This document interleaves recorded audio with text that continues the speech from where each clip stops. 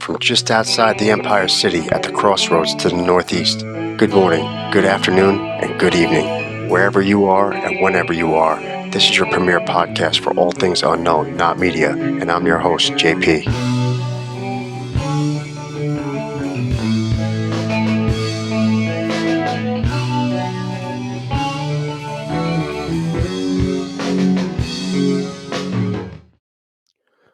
Welcome to Not Media, episode 19. I'm your host, JP, and today we have two very special guests, Leslie and Stephen Shaw.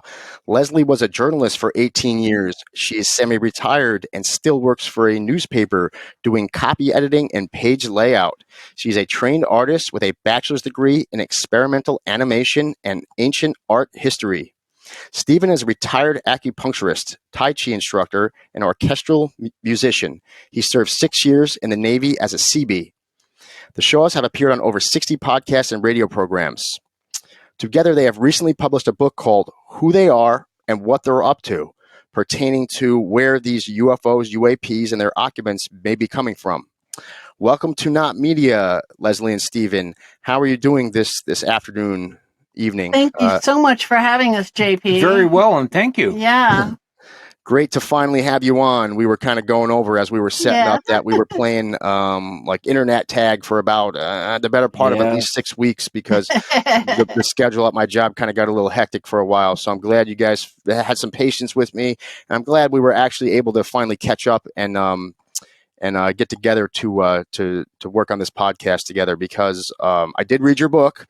I saw your documentary and I listened to your podcast. So that's three pieces of media that I went over, and I read your book in detail and I took detailed notes on it. And I really, Wonderful. I really enjoyed it. Honestly, I mean, I like to have an open mind, like on my podcast, and like sometimes, I might not necessarily like 100% agree with everything that I have on my podcast, but it's good just because of the subject matter that I'm dealing with. Sometimes you're not going to have what we consider like in science concrete proof. It's going to be somebody's opinion, or it's going to be somebody's personal experience that you're talking about. And like when you skate over into this realm of research, it's just part of the game that you have to realize that not everything you do is going to have a piece of like material that you can drop into a beaker and like doing a scientific experiment for it. Some of it might be considered like anecdotal, but we know to give some credence to like what we might consider anecdotal, somebody could testify in a court case, and just based on their word or their observation, if we're talking about a serious crime there, you can wind up putting somebody away for life or at least for decades in jail because like, hey, you witnessed something. So, it's funny how that, like when in a situation, I guess when somebody's like, they'll swear somebody in under the threat of, perjury, that will take their word for it. But sometimes when people swear that they're saying, hey, this is the truth, I swear this is the truth, this is all I know, this is all I observe, like people are quick to dump water on top of things that don't kind of fit in the box of what we classically all know as being reality or a not reality. So in the book, I tried to focus on mass sightings, especially because that is where, instead of it's not just one person testifying here. It's, 300 people calling the cops and saying there's a UFO across, flying across my backyard now. In Michigan. Yeah, the Michigan incident. So for sure. That's why I kind of focus on mass sightings because, a single person seeing something could be mistaken. And we both really appreciate that you did your research because we put a lot of serious time into this project, not 20 years. Not just my 4 generations that we know of, my family's involvement, but also too when I seriously decided to like try and figure out what the real story was, and that was like back when I was 31, when I just had become an acupuncturist, state licensed in California, that I needed to get some closure for myself. And things were just not adding up. And that's really kind of the motivation for why, really, it's kind of me.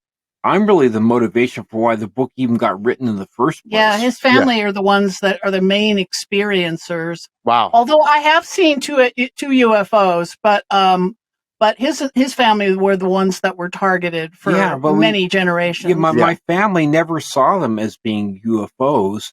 We always saw them as being, family spirit guides, and we'll touch on that, of course, great, as we talk tonight. But it's it's all in the book. But then finally, one of the family members saw the spirit guide finally, as who he was, as he really is, and he was a tall gray alien. Okay. Wow. My with brother, the big eyes, the 1982, gray skin, 1982 in Sonora, California. Yeah. He said about 6 foot tall, and when he was 16. Yeah. Wow. And they stared at each other for a moment, and then he blacks out. And as we did our research, we found that this blacking out thing is kind of the signature for the abduction phenomenon. Yes. The family member will see something bizarre or even terrifying. Their heart might be pounding, and they obviously didn't just roll over and go to sleep, in this state. state. Yeah, exactly. You see something horrible like that, but yet you get this repeated occurrence of people seeing something, and then all of a sudden, like, being pacified somehow, probably through some means of technology that. And yourself that when the blood pressure goes up and the adrenaline goes up, that people don't generally just black out. Oh yeah, no. 100%. That's the survival mechanism that we all have from the adrenal glands. Like, the point of having that adrenaline is having that either fight or flight. So you're going to do one of those, and when you have that adrenaline pumping, sleeping is not on the list of things to do. Yeah, exactly. When I was an EMT, you had the sympathetic nervous system and you had the parasympathetic nervous system. And if people at home aren't familiar with this, well, I'm just going to give you an example. We know the sympathetic nervous system is going to be your adrenal glands kicking in, fight or flight. Right. But what's the parasympathetic nervous system? There's something people commonly know of. And I know in the world of EMS, this is kind of like, I don't know, like I'm going to try to use the correct words here to not to be too vulgar, but sometimes when people are like, this is like a common thing in EMS, people are like backed up, they're constipated, and they're trying to move their bowels, and they force themselves, and what they do is they put pressure on the vagus nerve, and the vagus nerve is part of the parasympathetic. So people pass out sometimes when they're on the toilet. It's not super uncommon to have someone like who's saying that they were like a little constipated and we're trying to use the bathroom, and then they find them passed out on the floor. And it's the parasympathetic nervous system. When you stimulate your vagus nerve, it's this opposite of the fight or flight, and it's called rest and reset. It's the same sort of thing that kicks in after you have a big meal. Rest and reset. You've had that big meal. It puts some pressure, or wherever that pressure gets stimulated on your vagus nerve, and your body's gonna kind of calm down, and you're gonna want to go take a nap somewhere. So it's just the opposite. So exactly. So when we have that sympathetic nervous system triggered, it's very uncommon, not unless in extreme stressors where somebody might be so up there that you might be fainting, that their blood pressure goes so high and their heart rate goes so high, their left ventricle has a hard time. It has a hard time rechambering because when you get that fast beat, the blood, the tachycardia.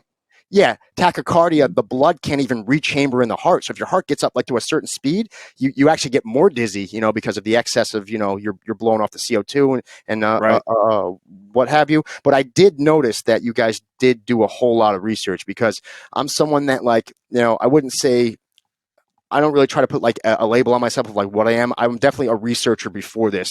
And that's why I kind of circle back around to doing this podcast, because I kind of fell into the whole, a buddy of mine sent me a article back in 2007. It was about these California drones at the time that were going on. And I kind of got lost in that. And I was like, I found myself spending dozens and dozens and dozens of hours going over all the paperwork. So that kind of led me down the rabbit hole to UFO research. So I definitely own dozens of books. I've traveled the country from out down to Arizona for crash retrieval conferences, and I've been to the down to the when Stephen Bissett used to have the X conferences down in Washington D.C.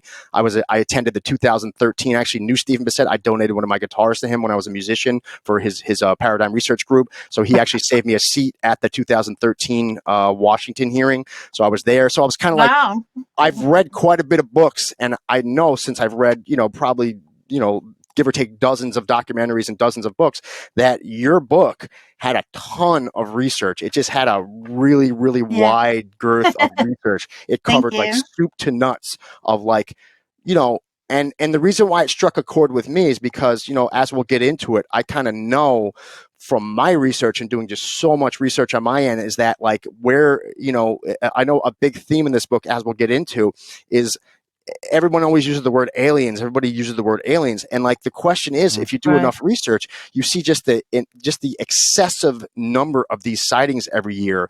And just the fact that a lot of them are seen from a lot of people, from the credible witnesses, coming from mountains, coming out of the ground, coming out of the ocean. It leads the question, what if, let's say, even if the original origin, like wherever the original origin of these beings or people are, because clearly they're not us. They don't have the technology that we have. For all the shade that people try to say, like, oh, it's probably a military project. Like, no, like, we've proven, if you do enough research, I think your book is not for like a weekend warrior. Your book is for somebody that like knows what they're talking about and knows the history of, like, a lot of this stuff is real. You know, if you've actually seen the 90-degree cuts on the andesite rocks at Puma Punka, you know, I recently went to a not too far from my house. That Ancient Aliens live tour came around. They actually had a live tour that they went around the country for. I went to the. Did you go? Oh, good. Yeah, I went to one of the. We went to Alien Con a couple years back. Okay, though. That was great. And I know Giorgio Tsoukalos. He's a big proponent of Puma Punku. But if you've ever seen these andesite blocks, you have to scratch your head and be like, wait a second, like. If you go on basic, or, you know, the common theory of what archaeology states to these days, like, I think they were using like something to the effect of like chicken bones to do their carvings back in the time that they say that. Well, the Inca were bronze tool users, but andesite is a 7 on the Mohs scale, which is that's as hard as the hardest granite. And like I think I said to Les, you know, I poured a lot of concrete in my time. Now, not just being a CB, but being a cabinet maker, done a lot of concrete stuff, you know. And when I look at the Puma Punku stuff, H blocks at Puma Punku, you know, it looks to me like they are so symmetrical. They are so, you know, molded, so the same. They look to me like they were poor. We already know that the ancients had an ability with stone that we currently, or we're not, you know, whatever, we don't have the ability, or maybe we do. Like, as an example, the Coral Castle down in southern Florida. This guy built all this stuff. This guy from Eastern Europe back in 1920, 1930, 100 pounds, dripping wet, and he always worked at night. And he said that I'm not going to tell you guys how I did it. You know, he's moving 20-ton blocks of coral by himself, right? You know, and this is all real stuff. And he's saying, you know, I'm not going to tell you how I did it because I know how the Egyptians built the pyramids, and the human race is not ready for this. Is not emotionally ready for this kind of stuff because we will kill ourselves. Yeah. So this is real. This is all real stuff. And we know that, you know, because mainstream archaeology is still attributing the structures in Peru and Bolivia to you know, the Inca, right? And but the Caracal site, Carl Supe site, right? This is interesting, actually. Yeah, a big block of it broke away. You know, an earthquake broke a piece off of the pyramid, and underneath the pyramid they found this grass netting, and this grass netting could be carbon dated, right? Yeah. And so they found that these pyramids were built 5,000 years ago, and this is like 2,000 years before the Inca were there. So this is a pyramid building culture that we know almost nothing about, you know? Zip about it, right. But it occurred. It happened. And, you know, the sites at Sacsayhuaman and Puma Punku and also Machu Picchu, these are impressive, but the roads through the Andes, this is something that there's no way that the Inca, in their relatively short existence, you know, in that area, there's no way they could have done these roads, you know. And we know they told the conquistadors that, Andes, you know, that we didn't build these roads, we didn't build these sites, they were here. But, you know, they also mistook. They mistook the conquistadors for the legends their of gods, the white the white, tall whites, Viracocha. I thought it was Viracocha because he's supposed to be like a Caucasian.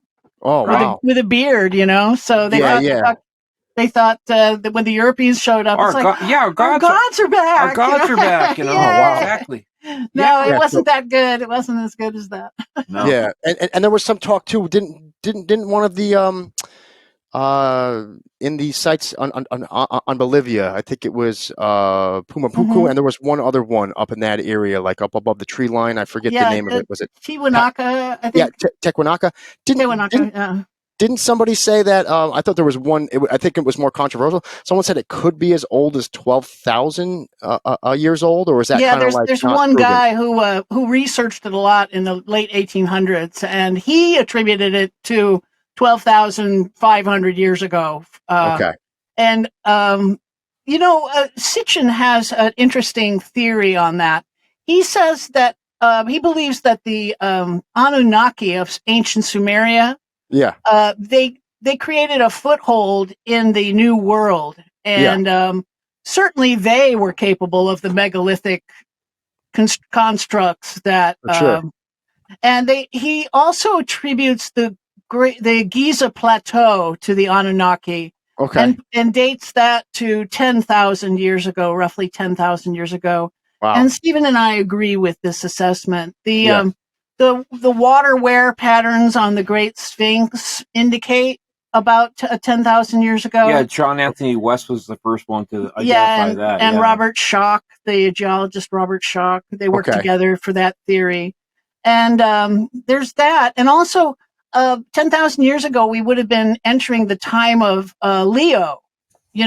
Entering right now, we're entering the dawning of the age of Aquarius right now, right? Like the song.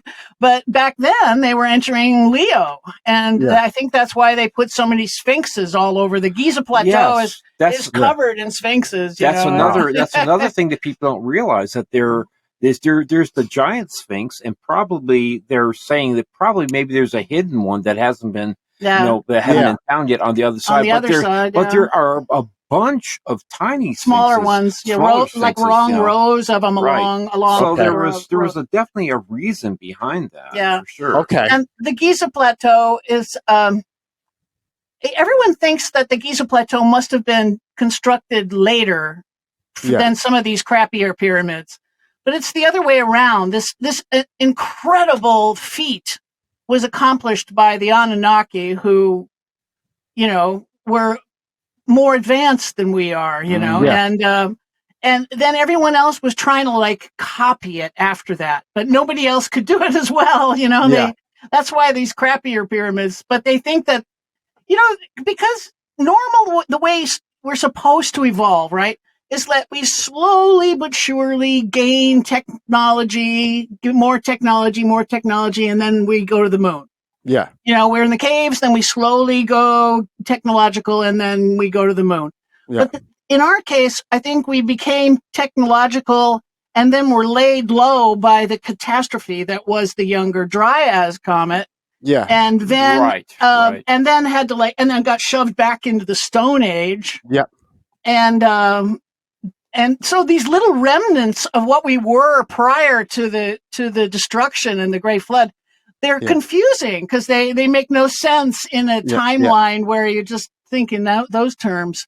Yeah, because it really makes no sense. We're commenting on the timeline that we're coming out of the Stone Age. Only, what our first any history of recorded history is about for the time of the Sumerians. But before that, it's like, what exactly happened? What were people? What were they up to? What was the society like exactly? Right. And almost double that time, and then some. Before that, there was a strong possibility that there was a very, very advanced civilizations throughout this planet, and like that's seen, in a lot of the things that we're finding with some of those, like we're talking. So we see these pyramids off the coast of Cuba, that had to be built because the only time that water was exposed to land was during the last ice age, 2,000 feet of water. Ago. Yeah, right. So it's really wild. Yeah. Getting into your book, so you kind of start your book off going into a lot of the, I guess, for people that aren't really versed in like the fact that UFOs are coming here. Yes, chapter 1 is like a UFO 101 course. To just kind of, because I have to assume that people are going to pick up the book that know nothing about it, right? And so we had to like bring them up to at least the low-level ufologist.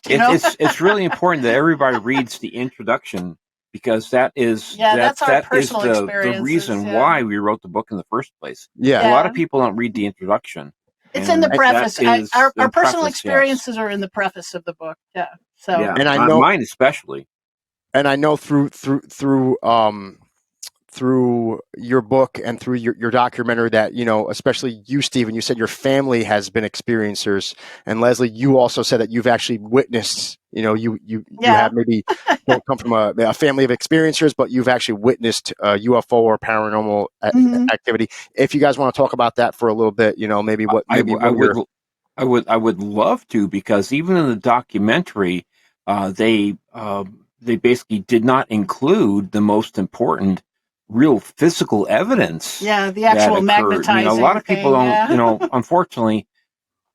The reason, it was kind of funny, it's like a 20-year project, our putting this book together, and then at the end, I kind of thought, you know what? The reason why we're even writing this book in the first place is because of what has happened to me and my family. Right. So the whole thing about the coins being magnetized in my pocket was not, was not even included in the documentary. Okay. And there were like, you're being in your particular situation that you're in, when you have the same thing happening in two different locations 350 miles apart at the same time over 5 nights, then you got to say, okay, what is happening here? These incidents tended to come in clusters, and at age 18, Stephen had a cluster of 5 that were that escalated every night. That included my father, my sister, my mom, and my brother. Yeah. Okay. Tell that story, especially. So I mean, I can go through it. Okay. So the very first night, this is January of 1979. I was 18. Sorry, my voice is cracking. This is terrible. Take a sip of your hold on thing there. So, anyways, my dad, I told you, he was a Bobby. He was a cop in England from 52 to 56. And he went through World War II as a kid, was the head of the family, when he was 8 years old. A very funny guy, but also a no-nonsense guy, too. He also did 2 years in the RAF. So anyway, this first night, my dad came to breakfast. He was the master cabinet maker. I'm the apprentice, right? And he said, Stephen, my closet doors opened and closed on me last night. And, myself just, being 18 years of age and just thinking that, okay, Dad, interesting dream. Okay. Yeah. So, we went to work, did our thing. And the next night, you see, this is the time when I had started studying Tai Chi. I found like it's the old saying that when the student is ready, the master appears. Okay. So I just happened to be, in the right place at the right time. I was in a class and had a really great teacher, Bob Davis. And anyway, but I was also very interested in Paramahansa Yogananda's work. So I was reading his books, autobiography of a yogi and, and whatnot. And I gave this little book to my dad. I said, Dad, you should really read this. It's really interesting, his metaphysical meditations. And I gave it to my dad, 9:00 at night. And about a half an hour later, he came into my room with this quizzical look on his face. And he said, Stephen, I'm hearing a silver bell.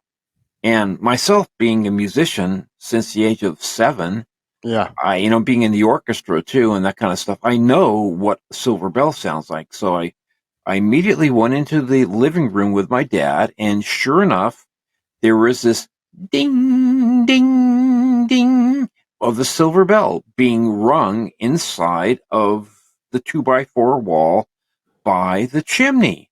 And so my dad and I, being builders and being cabinet makers, we looked up the flue, looked up the chimney, banged on the wall, and it kept going. So we got my sister, who was 13 at the time, and wanted to have really kind of nothing to do with this kind of stuff, right? Yeah. So we got my sister to come out of her bedroom, and she said, "Where's that bell coming from?" And, we did the same thing. We banged on the wall, tried to make sense of it, tried to make common sense out of it. Yeah. And it went on for about 10 minutes, and then it stopped, right? Now, my mom and my brother were living in the house that we were actually building. My dad and I were doing all the building, also with my brother, up in Sonora, California, which is 350 miles away in the lower Sierras. So we would always call my mom and my brother in the morning because we're family members, right? How things going, that kind of stuff, right? And my mom said to my dad, she said, "Jeffrey, the strangest thing happened last night. I heard this bell ringing about 9 o'clock at night, and I thought it was the phone. So I picked up the phone, and there was this baritone male voice on the other end saying something to the effect of, 'I am the invisible Ambichi.'" Now, what's weird about that we still don't know what that is. I was taught since the age of 3 that we had this family spirit guide called Oglegli. Okay. Yeah. All right. So anyway, that's also in the book too. So anyway, I asked my brother, said, "Philip, did the phone ring?" Said, "Well, I did not hear the phone ring, but Mom picked up the phone and she was trying to talk to somebody on the other end at the exact same time that we were experiencing this stuff 350 miles away in Woodland Hills, California." Okay, yeah. So that was pretty weird. So the third night, what happened was I just went to bed in my bedroom, and I was awakened by this whizzing sound of the air going whoosh, whoosh, whoosh. And we always kept a little light on in the kitchen, so I kind of like rolled over and I kind of looked, and I was thinking, was that a bug or is that like a fan or something like that? And just tried to ignore it, and I rolled over onto my left-hand side. And then from the foot of the bed, it was pushed twice, like gentle, like push, push. Yeah. And growing up in Southern California and going through earthquakes, I was thinking, well, maybe it's a little earthquake or something like that, right? Try to ignore it, right? And then push, push a little stronger. And at this point, I'm getting a little bit worried. Yeah. Okay. And then push, push. It's like, wake up. And I was saying, is somebody playing a trick on me? Yeah. And whatever. And I'm just getting really annoyed and upset and scared. And then I get tap, tap, tap. Oh. Like somebody's index finger is going tap, tap, tap on my mid-deltoid, my right mid-deltoid, right there. Tap, right there. Tap, tap. Yeah. And so at this point, I got to find out what's going on. Is somebody like joking with me or something? Is my dad or whatever? I'm trying to make sense of it. So I rolled over and I said, "What?" And I'm looking at this shimmery object in front of me, and I'm trying to like look at it, and then I black out. Oh, jeez. I told my dad at breakfast. I told my sister. And he woke up hours later. Yeah, I don't know what the time frame was, but I know that I blacked out. Yeah. So the very next night, which is the fourth night, I decide I am not going to sleep in that bedroom. Yeah. I don't know what's going to happen, but sure. I have to go to work in the morning, but I'm not going to sleep in that bedroom. So I didn't. Yeah. So I wore my work clothes from the day before, my Levi's, whatever, and I had stuff in my pockets, whatever. So I decided to sleep in the living room, and I was sleeping on the couch and sleeping face up, and to my right-hand side was the piano, and then we had another room further out that had like other stuff, like we had a fountain going and that kind of stuff. Yeah. So anyways, this is January, right? So I woke up at about 5:30 in the morning, and I just looked at my piano, thinking about what I was going to play that day, and listened to the little fountain. And I was, I could get up if I wanted to, but it's 5:30 in the morning. I'm not going to get up. It's just this dark. Too early. And from behind my head was the front door. The front door was about 25 feet away from where I was. Okay. And it was like this door opened. Okay. And this tall, skinny, blue-white entity, about 6.5 foot tall, again, tall, blue-white, skinny, walked and floated. Sorry, that's my fault there. Walked and floated the 25 feet in about, let's say, 2 seconds. Wow. And it stopped on my right-hand side, bringing all the blue-white light with it into the room. And immediately, the whole right side of my body just went numb. Okay. I don't want to say numb. That's not really, it's basically, paralyzed. I couldn't do anything with it. My right eye was already open, but I couldn't close it even if I tried. And effectively, my left side was also immobile. Okay. Yeah. I mean, I still had feeling, but it's basically, for the most part, I just couldn't do anything. And I'm thinking in my head, I'm going to see old Glegley that I've heard about since the age of 3. I'm going to see the family spirit guide. Oh boy. That is like, it saved people's lives in the family. And that has been around for 4 generations. I was going to see old Glegley. But the other half of me, being 18 years of age, saying, dude, you can't move. You're paralyzed. And so half of me was legitimately excited, and the other half of me was literally scared. And it bent down to me. This entity bent down to me and whispered, again, it's very important, whispered into my ear, not in my head, but into my ear, said, "Hi, Steve." Yeah. This said my name. Knew his name. Knew my name for one thing. And I was trying to look at this entity that I thought was old Glegley. And I guess maybe it figured that I was maybe too scared or something like that. So that went on for about 5 or 10 seconds, and then it just went out of the house. It basically reversed, taking the blue white light with it, and then I blacked out. So to further on with the story, 6 hours later, what happened was it was 11:30 in the morning. So my dad and I were getting hungry for lunch. Obviously we're workers, so obviously we're hungry. And so I just said, "Dad, I'll go down and get some food for us," right? So I pulled the coins out of my pocket, my right-hand side pocket, of the clothes I had been wearing when this thing happened. And all the coins, I swear to God, all the coins were magnetic. Okay. I could pick up the coins by the edges, by the face. It didn't matter. I had some 6-penny nails in there. Those were all magnetic too. I could pick up the coins with nails, nails with coins, coins with coins. My dad could do the same thing. And we're just looking at each other. This is 1979, way before, the internet. And nails, you frequently can become magnetized, but not coins. Coins are designed specifically to not be magnetized, so that they can go in vending machines. So we told my sister about it, and we basically went about our day. And I was just thinking to myself, what the heck is going to happen tomorrow night? And sure enough, the 5th night was something that I have personally no recollection of, but my dad does. Okay. My dad was awakened, and this guy is a former cop. Okay. He's awakened in the middle of the night by seeing this intense wall of blue-white light encompassing my door. Okay. We had a hallway between us. So it's basically a hallway, a bathroom, then my bedroom, and then my dad's, right? So he could, he had the bedroom door open. I had, mine partially open. And so he could see my bedroom, right?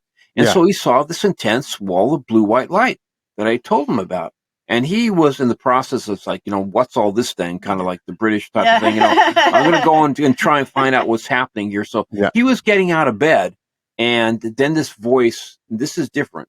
In his head, he heard like telepathy. He heard, Jeffrey, just go back to sleep. Nothing to see here. Everything's fine. Stephen's fine. And that's exactly what he did. And honestly, I have no recollection of that at all. I mean, whatever was being done to me at that time, I was completely out. And then everything kind of stopped. You know, there was those 5 nights in a row. And then, you know, later in 1982 was when my brother had the 3 things that happened to him. Yeah. That was when he saw the tall gray on the last night. It's always the same 3, thing. You know? My uncle's life was saved in a former Ceylon, which is now Sri Lanka. We think they protect and prey upon the families. Yes, that's what we found. See, that's one thing. As soon as we started researching the abduction phenomenon, we quickly realized it's not like they're taking a cross section of humanity and like they're after scientific samples and they just want a few samples, no big deal. What happens is instead is they find a family, a genetic line that they like.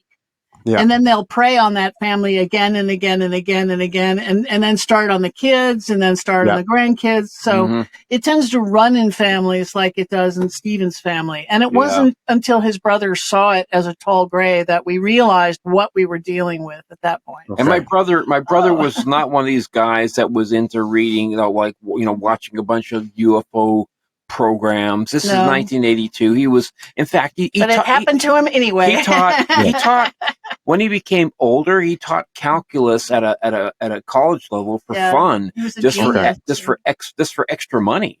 You know, he was a draftsman and engineer. I mean, my brother Philip was really quite a bright man. Unfortunately, we think this early trauma.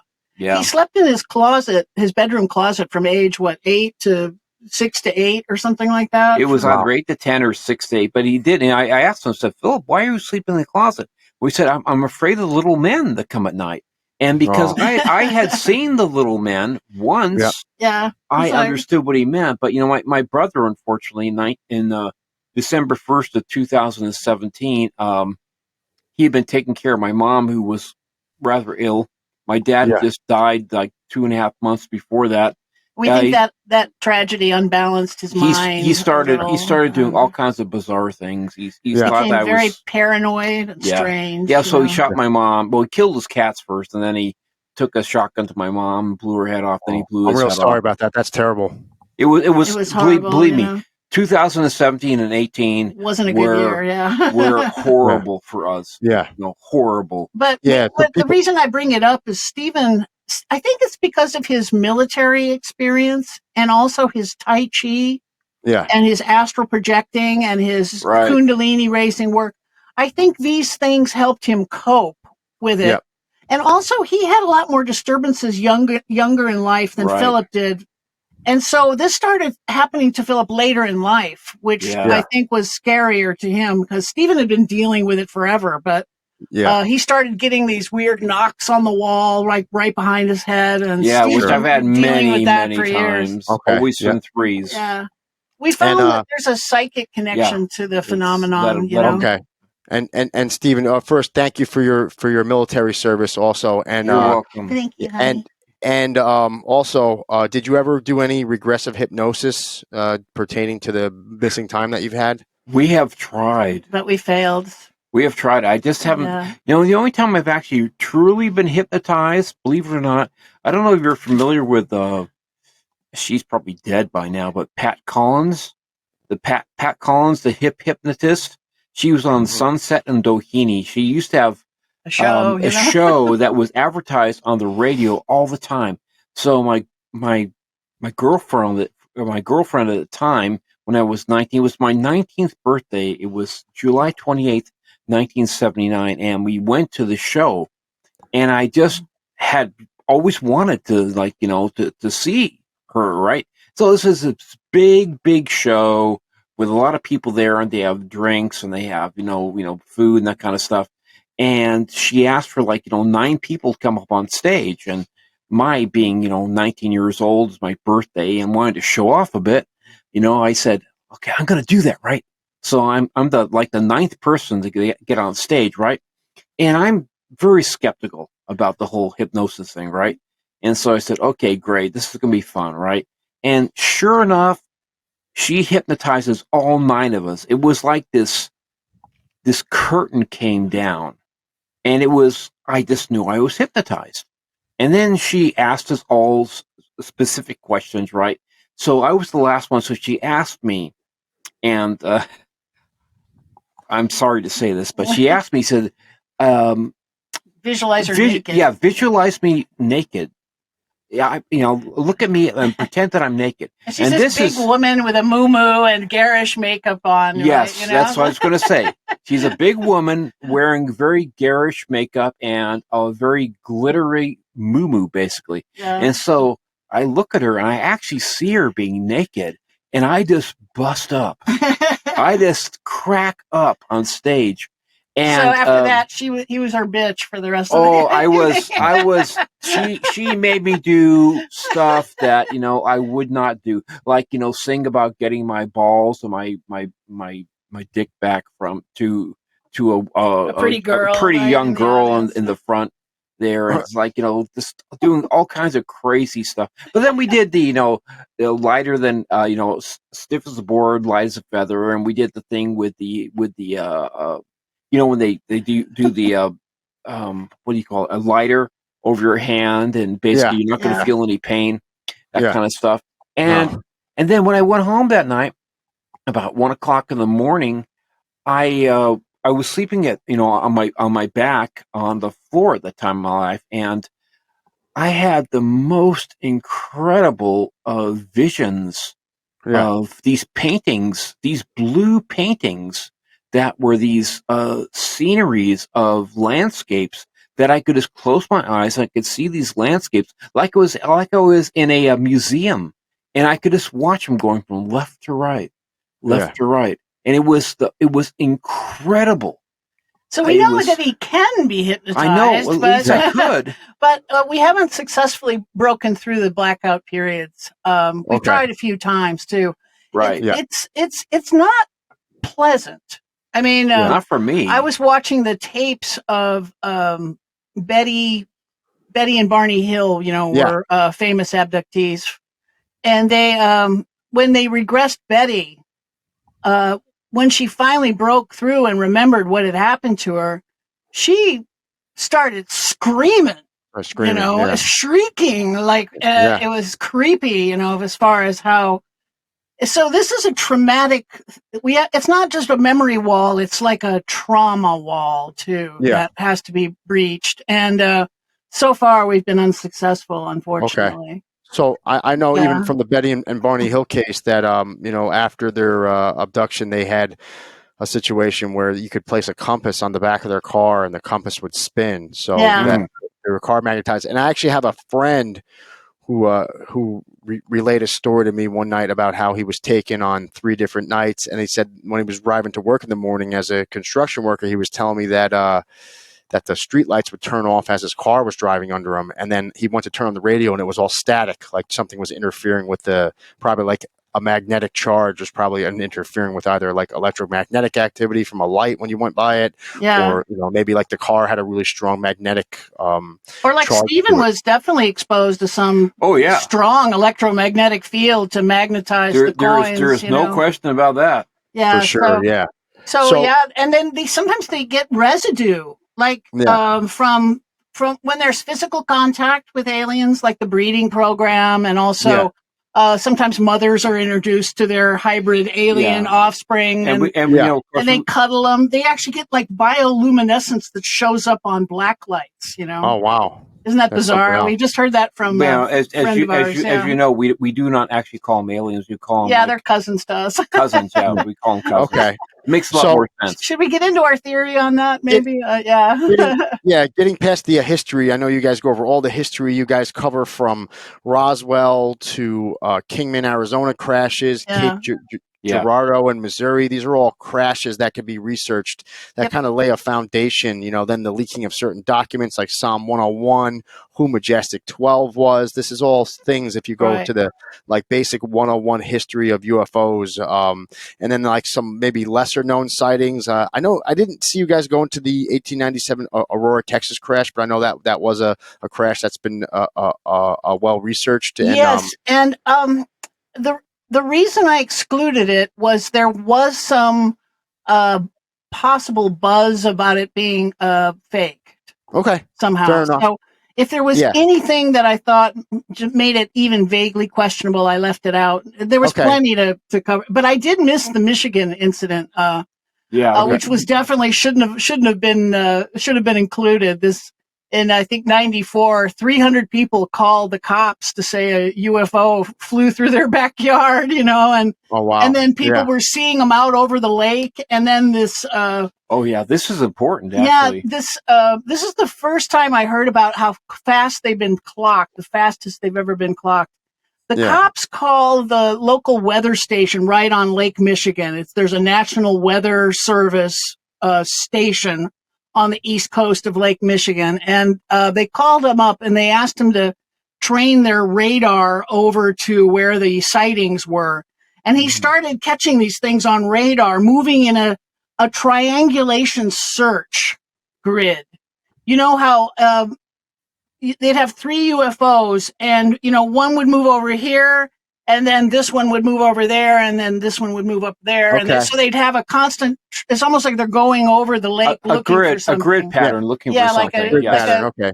Like when I think the cops do the same thing with like helicopter grid searches. Where they try and make it like in a triangular search pattern. Right. Search and rescue, uses that, I think. Search and rescue for sure. The ocean. And so he clocked them at 72,000 miles an hour, and I believe that's the fastest I've ever heard of them being clocked. So I didn't include it in the book, and if I ever write a second book on the subject, I'll definitely include that one because it should have been included. Actually, Admiral Byrd, basically when he was interviewed down in Argentina after the failed Operation High Jump, he basically said that we're dealing with a potential enemy. He said, if America gets into another war, we have an enemy that could fly from pole to pole with incredible speed.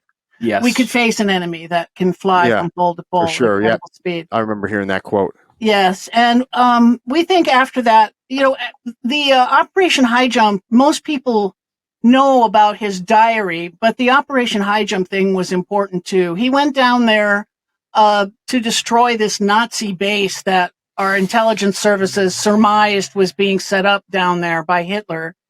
And when he got there, these flying saucers emerged from the ocean and attacked the Armada. And they sank one of his ships and downed half his aircraft. And I think what followed immediately after that, then they dove into the ocean and left. But I think what happened immediately after that is Byrd turned tail and ran back to Argentina. But before that, I think he flew over to the ice sheet in a plane, and what happened was the results are his testimony from his diary. Yeah, and planes were a lot smaller back in those days, of course. Too. Yeah. He said he met. Didn't he say he met somebody like a glowing being? Was this one where he called the master? The master. Yeah, it wasn't a glowing being. It was a man. He said it was they called themselves the Ariani. Mm-hmm, correct. They said, normally we have nothing to do with you people, and on the surface, you barbarians and your barbaric wars. They think of us as barbarians.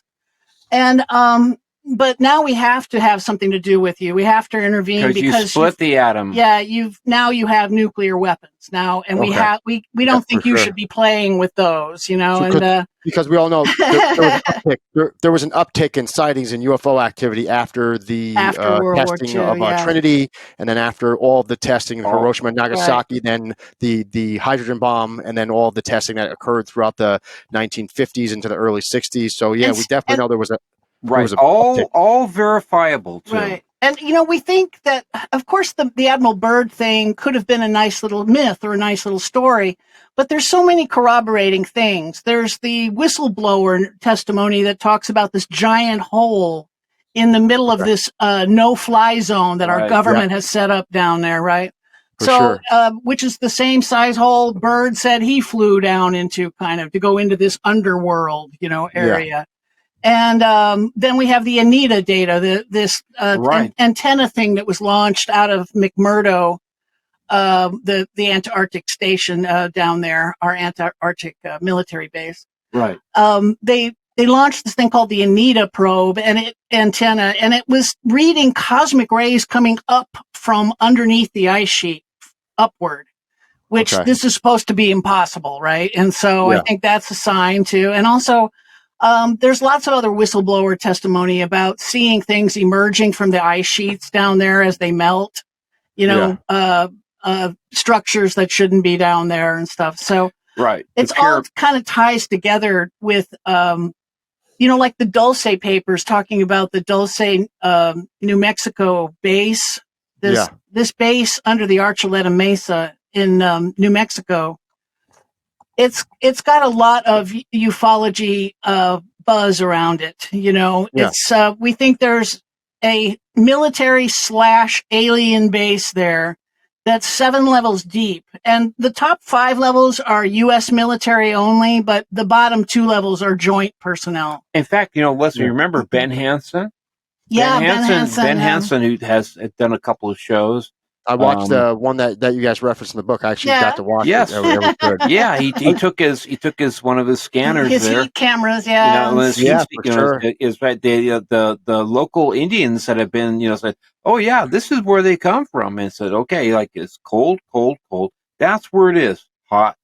Okay." Yeah, definitely some credence, like something might be going on up there. I know there's just been so much in the world of UFO research and lore, from Phil Schneider to Myrna Hansen, and there was a Gabe Valdez. He was a state trooper from I think New Mexico.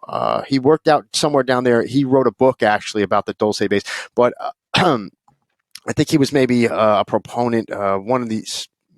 He wasn't necessarily a proponent, but there was definitely like an alien base there, just possibly some sort of a government installation. I interviewed Norio Hayakawa, and he also believes there might be some sort of government activity out there. He's not sure, or maybe might not be a proponent that there's a UFO base or anything. But I did, along my journey and all of the research I've done, because I've watched the Phil Schneider videos, I've seen all the testimony. It's always very like it's very compelling, but then when you start like going on the internet, you just have so many people dumping water on these stories. It throws that seed of doubt. During my course of research, I did come across a book though that was very compelling on my end. I'm not sure if you guys got a chance to. If you do get a chance to watch my episode, I think it's like 6. It was just a solo episode I did on my podcast, but it's about Dulce. It's about a lot of the leaks that came out, and like I said, one of the most compelling leaks. Have you ever heard of a book or read a book called UFO Highway by Anthony Sanchez? No, I haven't seen that one. No, not that one yet. No. So there's the story is almost incredible, because it actually goes into the fact that he found a whistleblower who worked as a psychologist at this base, subsequent to some sort of an event that supposedly occurred there in the late 1970s, where there was a shootout. Somebody stumbled upon one of their layers. Somebody wound up firing a weapon, and there was like that's the Schneiderman story, right? Yeah. Quite a few people were killed, and that would basically kind of be the summary of exactly what you said the Phil Schneider story was. Right. But since the Phil Schneider story and his supposed suicide, which a lot of people believe that it was a murder. No, he's murdered. We think this whistleblower actually worked on the inside of the base for quite a few years. I think he had.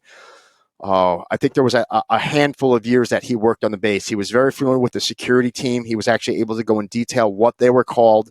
And one of the most compelling aspects of this book is he was able to give a full history of who these beings were, where they came from. And he went back upwards of a timeline of about, I think, 500,000 to 700,000 years. There was a couple 100,000 years that they said they found tablets under this establishment that they were shared with the personnel. And yes, there was a lab per this whistleblower that was built there. I think they were calling it like the Ariba Auxiliary Scientific Auxiliary or something like that. It was basically a laboratory that they built on the top layer, still under the mountain, like a good half mile to a mile under the mountain, but on the top layer of where these beings had lived for approximately, what he was saying, 30,000 years. He's saying that that the military did, obviously have some sort of a interaction with these beings. But like I said, just to kind of sum that up, because I don't want to spend too much time on that.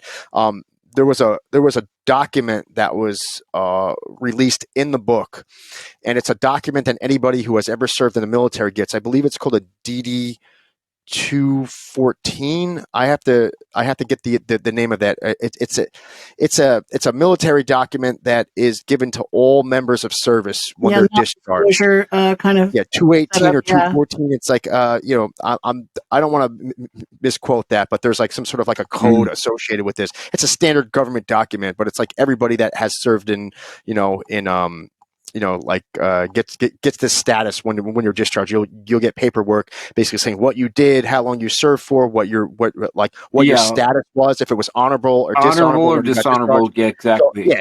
So So the author of the book, Anthony Sanchez, gets a hold because the guy who's coming forward says, listen, I don't want to be identified. I think if I'm identified, this is going to ruin my life. I might have somebody try to hurt me, kill me, do worse. I'm doing pretty good in life right now, and I don't want to mess that up because I'm always like, I think he was saying that like he did some work as a professor in a college afterwards. Yeah. He went on and got like higher education. So it sounded like his life was going pretty good. And he's like, this could potentially mess my entire life up. So I'm not going to come forward with my name, which always then could plant the seed of doubt, like, is this person real? Are they not real? If they're scared to come forward with their name. And a lot of people who have never been in that position don't know that, like, it's so easy for you to say, well, if it's real, just come forward with your name. But then if it was real and you were the person that had to come forward to realize that the amount of heat and shade and, at a minimum, the just the negative attention you're going to get at a minimum. If not, if it's real and you are violating some sort of national security oath that you took with the military country, you could be under the threat of court-martial. You could be under the threat of execution because like there could be some way that they said this is a national security leak that we cannot tolerate. And you leaking this could put the national security of this country at grave risk. And if you're placed into some sort of a category that's, beyond the scope of what civilians are able to make a decision on or deal with, then you could potentially be able to be putting you and your family's life at risk by coming forward. Yes. So it says it on these release papers somewhere in the comment section. It says the code of the security team that he worked on, which I think was like DSD-3. And then it says like meritorious service in Ariba County. And I think that's Ariba County. I think that's in Colorado right there at the southern side of Colorado.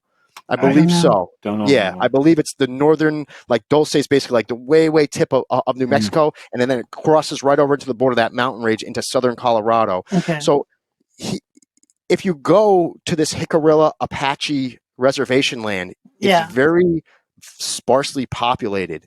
And the fact that he has meritorious service listed as a military function in Ariba County, which if you look at what's going on in Ariba County, there's nothing going on out there. There's no official military activity. There's no official any sort of military, any sort of training. The only thing that you're going to find, if not desert land and mountains, you're going to find maybe some tribal police officers who are working for the county and working for the reservation. There is zero military activity out there. So the fact this guy came forward with his story gives specific details of the base, of the security team, of Phil Schneider, who Phil Schneider was, who handled Phil Schneider, how he was taken care of. Like the guy goes into absolute detail of exactly everything that occurred at that base, up into some tablets that they found, which gives like at least a 4 to I think 700,000 year history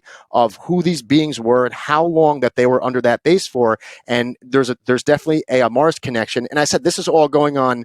And the problem is with these leaks is that when you have somebody brave enough to violate national security, whatever oath that they took to become whistleblowers. Yeah. There's no protection right now for them. Currently, we tried, I think, through this Whistleblower Protection Act, and it says like, they're trying to sign that in, and that was through Senator Schmidt and who was the other senator? There was 2 senators in the past year that are trying to bring forward this whistleblower. The guy from Tennessee starts with a B. His name. Speaker, man, it's like a Brackman. He's a simple country senator. What's his name? Sorry, yeah, one of them was from New York. But anyhow, the bottom line is that you saw AOC is another one, and you saw these recent spat of disclosures that have come forward, and I think the main guy that was put under heat was a guy named David Grush. So he came forward, and if you've watched these disclosure hearings, effectively he said we have. I think he used the term biologics. Biologics, yes. Basically, that's a sanitized word for we have alien bodies. Yes. Or bodies that are non-human. So I can tell you, JP, we knew all this from a long time ago, but it was so wonderful to hear it read into the congressional record on the floor of the House of Representatives. And they always really kind of skirt the issue when you really listen to them. Yeah. They skirt the issue about they don't want to say extraterrestrial. Whenever you talk to people, they never do. Yeah, whenever you talk to people in the know. And you ask them, are they extraterrestrial? They hem and haw or hedge or skirt the issue. And we think it's because they know that they're not from distant star systems, that it's a terrestrial source for these things. In fact, one of the most interesting things I was taught recently was from one of our friends, a good friend, that was becoming a marine biologist at one point in her life, okay? And she did a lot of studying into the evolution of seaweed and kelp and things like that. And the interesting thing is that almost all the work done on seaweed and kelp was done by women. But anyways, there's the Curious World of Seaweed and Symbiotic Planet that are basically all based upon stuff. In other words, let's say if a race of some other, multi-cellular aliens, that are mammals like ourselves, that are, bipedal, that come from another, let's say, galaxy or from billions and billions of miles away. Right.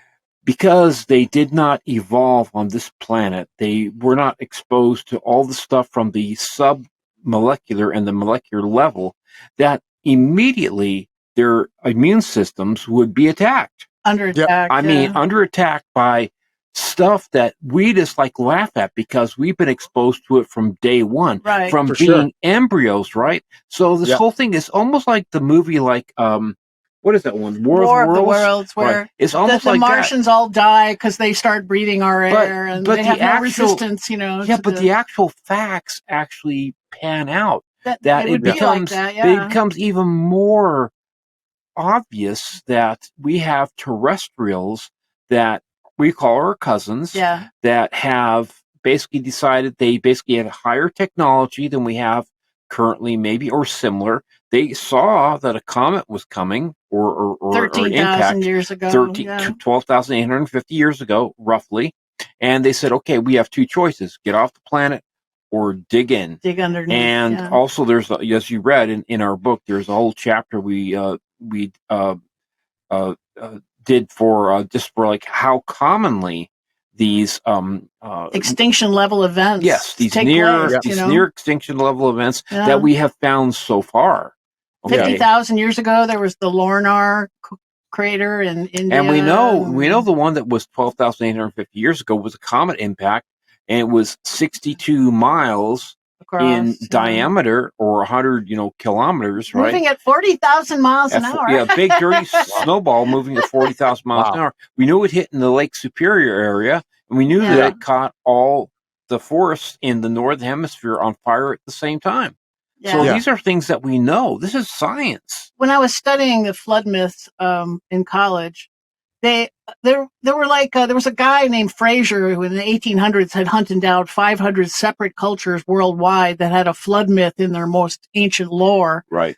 And then I read all of those, and then since then there's been a lot more discovered. There's almost 1,200 of them now, and most of these flood myths start the same way. They say, God warned us that a horrible, horrible flood was coming, and we should build an ark or go to high ground or dig in underground. The advice changed based on where the people were located, but frequently it was build a boat and cross your fingers kind of thing.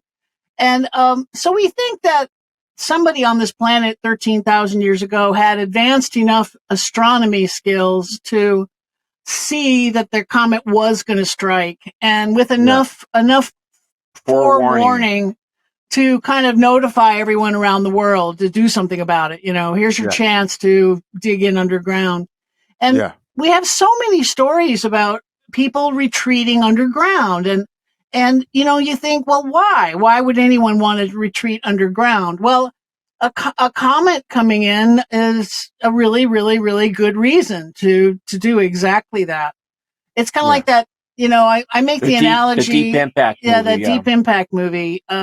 Plan A was to send the Hollywood heroes up into space to blow up the asteroid, but Plan B was to sink these deep underground arcs to save our civilization. Yeah. With 50,000 of our best and brightest, that we're going to take our technology and our culture and our knowledge down there with them. Right. Yeah. And we think that that's exactly what happened. For real. And so the evidence really points to that. Also to this bizarre interest in cow blood and cow mutilation, exsanguinating all these cows. Okay. Why the hell would, excuse my French, why would aliens from a distant star system care about cow blood? That have time travel and this kind of stuff, this kind of like stuff that I don't believe in, quite frankly. What would their need be? And also too, when I look at my family bloodline that we know of for 4 generations, for sure, what would they, be doing for like 120 years, messing around with my bloodline? 4 different bloodlines, in fact. It's the Newmans, it's the Newmans, the Rose, the Shaws, and the Griffiths. And the only reason that Griffiths was messed with is because he was married to my mother's older sister. Right. But it's always the same entity that shows up. It's always tall, skinny, 6.5 feet tall, sometimes black, in my case, blue-white. In my brother's case, was a gray. Okay, tall gray. I think he's a very pale entity that was standing in this really intense blue-white light, and that's why Stephen saw him that way. Yeah, it makes, and then, of course, crop circles, and we can get into other things, too, but it's all sorts of aspects. Yeah, I know that as far as the cattle mutilations go, I had Christopher O'Brien. He wrote a book called Stalking the Herd. I actually had him on a guest at one point. And something I noticed that was because we did a map. He actually sent me a map, and we were able to plot in bullet points of like each. I think it was a large number, but like each bullet point was to say like 120 cattle mutilations or something like that. Right. There was a certain area. And it turns out to be that the area that was the most densely populated across the entire United States, if you draw a bullet at Mount Archuleta and maybe draw a radius around it, there's a valley to the north and I believe east of Mount Archuleta, a valley between the mountains. It's that valley, and it's like a stone's throw, basically. Like wow, if you had technology, from the Archuleta Mesa, no kidding. Yeah, if you had UFO technology, I think it was something like, I forget, like 50 miles or something, like not big. Like if you had a craft that could fly thousands of miles an hour, the distance from Mount Archuleta to where these were going on, I think it was like the whole area, like the whole entire bulk of them, might have been a maximum of like 300 miles of a radius. If you look at the entire country, that's a very, very close area to an area that we know is under high suspicion. UFO Central around that area. Yeah, and then there's Mount Hayes, too, in Alaska, that we believe is a military joint alien military base as well. You mentioned that. You mentioned Mount Hayes. I know that was one of the, minus you had gone into the leaks about, ATIP and Luis Elizondo, and then you started talking about Skinwalker Ranch. Right. And we know that Robert Bigelow invested, from Bigelow Aerospace, had a whole team of scientists living out there trying to figure out what was going on. And I even watched that show for a little bit. I didn't get too caught up in it, but I remember on one of the episodes, they thought they saw like lights coming out of the mountain on the ridge, like laser lights or something. Yeah, and with UFOs shooting in and out of the area. Yeah. Unfortunately, they shoot off too many rockets. Their answer to everything is like, let's shoot up a bigger rocket this time. But frequently they would get reactions. Sometimes one thing they interrupted a cattle mutilation. Yeah, that was one cool thing that I thought. They saw it in the process of happening. They saw a cow getting lifted up, and what they saw was they had this herd of cattle that these orbs kept appearing up in the sky, and whenever one of them did, these cattle would all haul ass to the other side of the ranch, right? Daytime. But this time, all of them ran away except one that stayed under the orb, and then just keeled over and died. And then they saw it on video, and they all just rushed out there, and then the orb disappeared. But it had very high radioactive readings to the site. Yeah. And then the funny thing was that they got a what do you call him? A veterinarian out there who did an autopsy on it and just couldn't explain it. It looked like it died from a heart attack. But the interesting thing is that they left it there, and they saw a second one too, right, in a different area. But it was the local animals like the coyotes and they didn't whatnot. Leave it there this time, but in the past when they've had these animal mutilations, that the cattle are left alone. Yes, they won't touch them. Yeah, there's a chemical on there. Not touch them. Leave them alone. They don't touch them. There's either some sort of a chemical or some sort of a energy signature, because it actually will kill flies. This is something that we got into with Christopher O'Brien. Right. And another thing, from when I was reading about his book, there's been a time or two where they'll see like gas masks left in the area and black helicopters near where the cattle are coming down. And if, again, this circles back around to the whistleblower from Sanchez's book, he actually speaks about how, because it's a joint operation at Dulce, that this they can basically fly under the radar, and I don't mean like literally, I mean like figuratively in this sense, because they have like these black helicopters that they, if whatever these beings are that are using the cattle for whatever they're using them for, there's some sort of chemical, there's some sort of process that they use when they extract the organs and blood from the cow, that the animals won't touch it, because it's actually like lethal. It's actually toxic to the animals.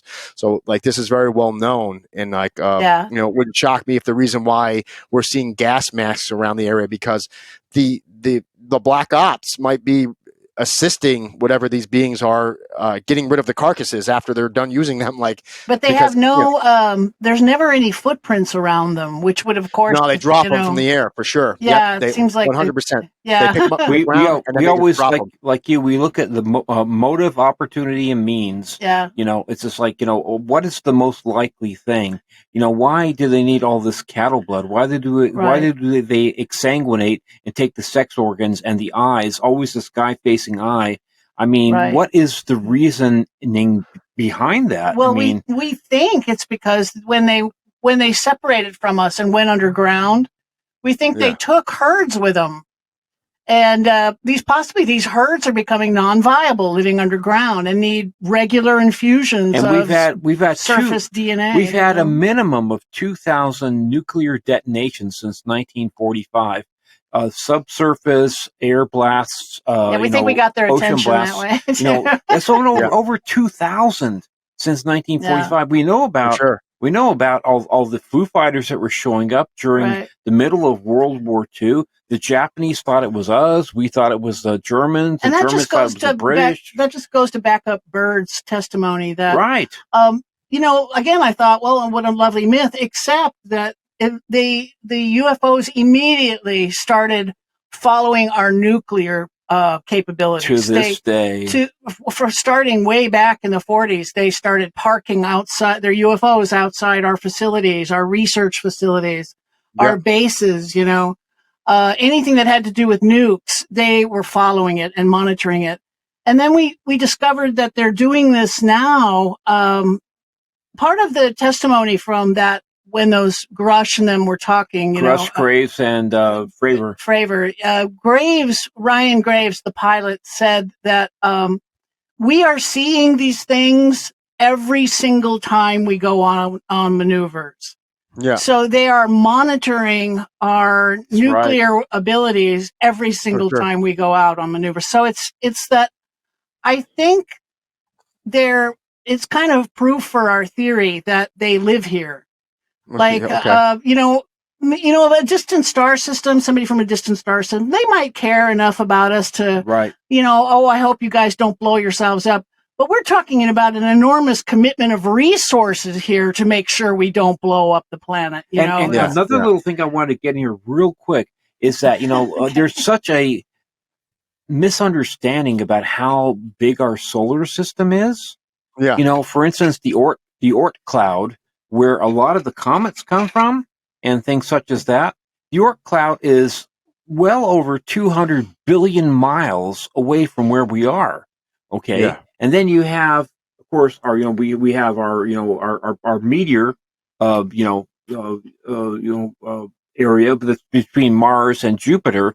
And then what's the area called? Oh, you mean the asteroid belt? Asteroid belt. Mm-hmm. And what's the one that's out by Pluto? It's called the Kuiper belt. The Kuiper belt, right? Okay. So, there was a satellite back in 1984, I think it was. The IRIS. The IRIS, the IRIS telescope. That saw a brown dwarf 50 billion miles 50 away. billion miles away, which is well within our solar system. Yeah. But you're looking at with the Kuiper belt, which is like over 200 billion miles away, which is still part of our solar system that is influenced by the sun, from the sun. So this brown dwarf is definitely part of our solar system. So the brown dwarf is only 50 billion, which is well within the range. So, the whole thing about, possibly about, the Anunnaki. Sitchin's theories. Marduk or Nibiru? Nibiru is supposed to circle a brown dwarf in the direction of Orion, which would explain why they like the subsurface. There is one there. And we know it, Is that what the theory is supposed to be? The reason why there's such a wide elliptical 3,600-year orbit is because our star system is a binary system. Is that what you're saying? That's part of and it. Sure. Well, a brown dwarf is not a star yet. It's like a proto-star. Yeah. Oh, okay. But someday, because you can't even see them, but you can read them on infrared telescopes, which is what the IRIS telescope was in 1984, 1986. Yes, it was one of the two. Gotcha. One of the two. Anyway, so and it just happens that this has been documented. There is a brown dwarf in that direction, and so many ancient structures and architecture. They have this affiliation with Orion, right? Orion this, Orion that. The direction of Orion. Yeah, and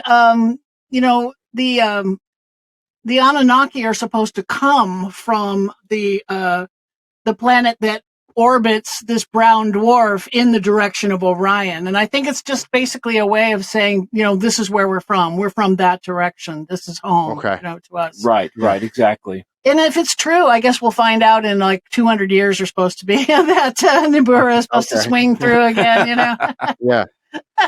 So, just a couple things I wanted to go over. So before we get too far away from you guys, did mention Mount Hayes in Alaska, and then that was brought to light by a remote viewer, Patrick Price. He said again, like within the Dulce complex under Mount Archuleta or the Archuleta Mesa, he said there's a joint alien human base, and then soon after he came forward with his story, he had all of a sudden said he thought he had stomach cramps and suffered a lethal heart attack. And he had met with an NSA agent for the day before, and the very next day he had these horrible stomach cramps and died.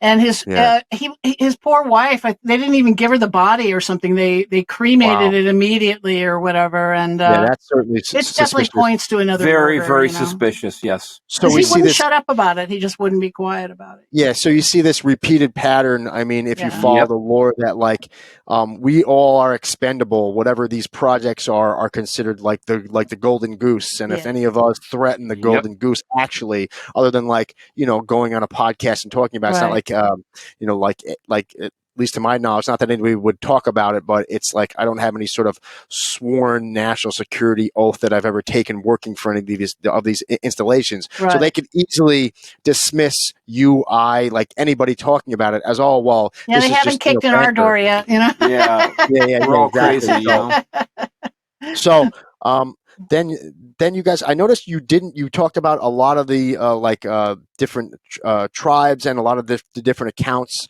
were like, we did go into Admiral Byrd in Antarctica, but you also talk about an account in Mount Shasta where a German mining engineer, Warren Ballard, met a shining being, very kind of like similar, like reminiscent to maybe what Admiral Byrd went through. And this one was called the Master, or Saint Germain. Germain, yes. Yeah. And he was taught the secrets of enlightenment.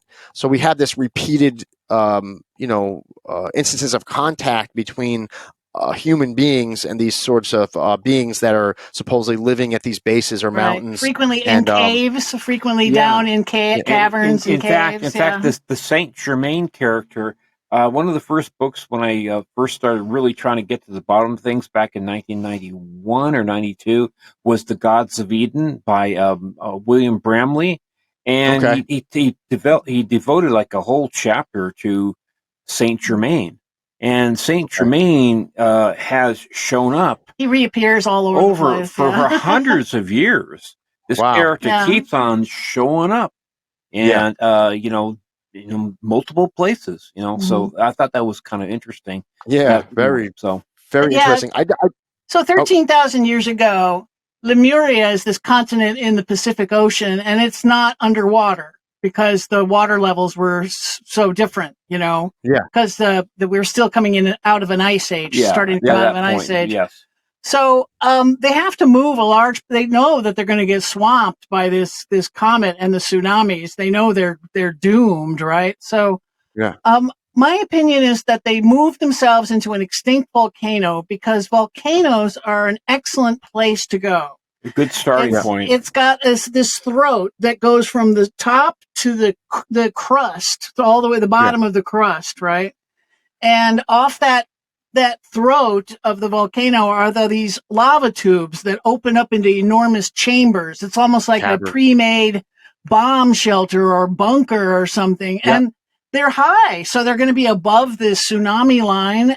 You don't want to go to low ground. You don't want to go underground in low ground because after a tsunami, you might have a lake on top of you, or a sea, or something, right? Good. Yeah. And we know that they had advanced technology, so for them to like retrofit like an extinct volcano wouldn't be that hard. In fact, I read articles back in 1969. The U.S. government, like Val Valerian's work talked about this a lot. That we had advanced tunneling techniques where basically we could vitrify the rocks. And basically leave almost no debris. It would melt the rock with the tip. It's a nuclear powered tunneling machine of some type, and it melts uses some sort of a giant carbide tip to melt the rock against the wall, so it kind of burrows a hole. Yeah, they were talking about that with Dulce. That was some of the techniques that they were using to exactly. Some of the walls are vitrified, glassy. They've been burned. Yeah, they were saying they used a maglev train. So a lot of the people coming out from there's a laboratory, I think it's Sandia National Laboratory in Albuquerque. I think it's about a 300-mile shot from where Dulce. They were saying Los Alamos National Laboratory. It's a scientific laboratory. There's talk through this, at least through some of the leaks that I read, that there's a maglev train that takes off under Los Alamos and will take you out the 300-mile shot, because the maglev trains can go 600, 700, 800 they're like miles bullet per hour. trains. So you would be able to get there within half hour. That's a half-hour commute, so that's actually very doable. And somebody even said, if you ever go and you ever look or drive by, if you're ever in the Albuquerque area, they said, take a look at the size of the building that's there for the laboratory. And then he goes, take a look at the size of the parking lot. And notice how there's a discrepancy between the size of the parking lot and the size of the building. Because a lot of those people aren't working in that building. They're actually traveling down the laboratory and taking a maglev train out to some of these other underground facilities. One of them being under the Archland Mesa. Like I said, that's at least, without having more people come forward, obviously, because they've taken national security oaths regarding this, that would be a speculation. But there's cause to believe, if you even take in the account of that, like the parking lot doesn't necessarily match the size of the building. It's like a discrepancy. Like, well, why would you need a parking lot that big and so many cars come there every day for a building that only seems to fit like X amount of people? There's like, you make you scratch your head at least, right? Right. So Then when we talk about, you guys didn't get into the friendship case though. Are you guys familiar with the case in Italy that's been known as the friendship case? Is that the one on Mount Mycenae? I think so. I had a book a while back, and it was like loosely translated from Italian to English, and then these there was two like a lot of guys, errors I in think, it. were hiking, and one of them disappeared, it vanished or something, and both of them vanished, and they came back with pink eye, some bizarre version of pink eye that. Then it led to a I didn't case. mention that. I thought I did mention that case in the book. No, that was the case. Yeah, you did mention. You said, I think you said something about like one of them got conjunctivitis. Yeah, like yeah, within the strange. next, yeah. But the friendship case, I think, was a repeated contact with a group of inhabitants, supposedly that somewhere in Italy, either in the ocean or under a mountain, they were making contact with a certain group of beings, and it was a repeated system of contacts. It wasn't like a one-time thing, and it became known as, like, if you look it up, it's called the friendship case. The friendship. So I think there's been a couple books. One from Italian that was translated over. I had a copy of it, and I was reading it at one point. This was years ago, though. Probably about a decade ago. I was working on it. That actually reminds me of something. My uncle, who I said his life was saved in 1949. It was post-war, and in Ceylon, by O'Glegley. Just to let you know, he was an RAF pilot. So he actually learned how to fly before he learned how to drive. So he was like in his very early 20s, and he knew about this O'Glegley character, right? He'd heard about it, the grandmother, whatever. And he was awakened on his cot in this multi-man, like 40-man tent. And he's awakened in the middle of the night by this tall, skinny, black entity was wearing a hat and said, Douglas, knew his name, that Douglas, you have to get out now. You're going to be attacked by a group of rebels or warriors, whatever, and you may be killed. And so he immediately got up. The figure disappeared. He got out, and like about a minute later, this group of rebels or attackers came with machetes and with guns and killed several of the officers. Wow. Okay, and so he recounted this episode to me a couple different times when I was in my early teens. And the thing is he became very wealthy. My uncle did. He was in banking and that kind of stuff. He was a very, old British school, had a great brain, and anyway, doesn't matter. But anyway, so he had a daughter, and when his daughter turned 18, he got her a car. He got her a British Triumph, which was like a sporty car, like a white Triumph. And guess what the license plate was? It was a vanity license plate. It was O'Glegley. This is how much he thanked him for saving his life. He knew that O'Glegley saved his life. And it comes from Tunisia. Apparently, he was traveling and he and his wife. They discovered that O'Glegley means my friend in Tunisian, of all things. They had the money to be able to travel, right? They were in Tunisia and whatever. They were at a bar and whatever, or a restaurant, and they started talking about, family stuff, right? And one guy said, oh, do you know what O'Glegley means? I said, well, no. Well, I'm Tunisian, and in Tunisian, O'Glegley means my friend.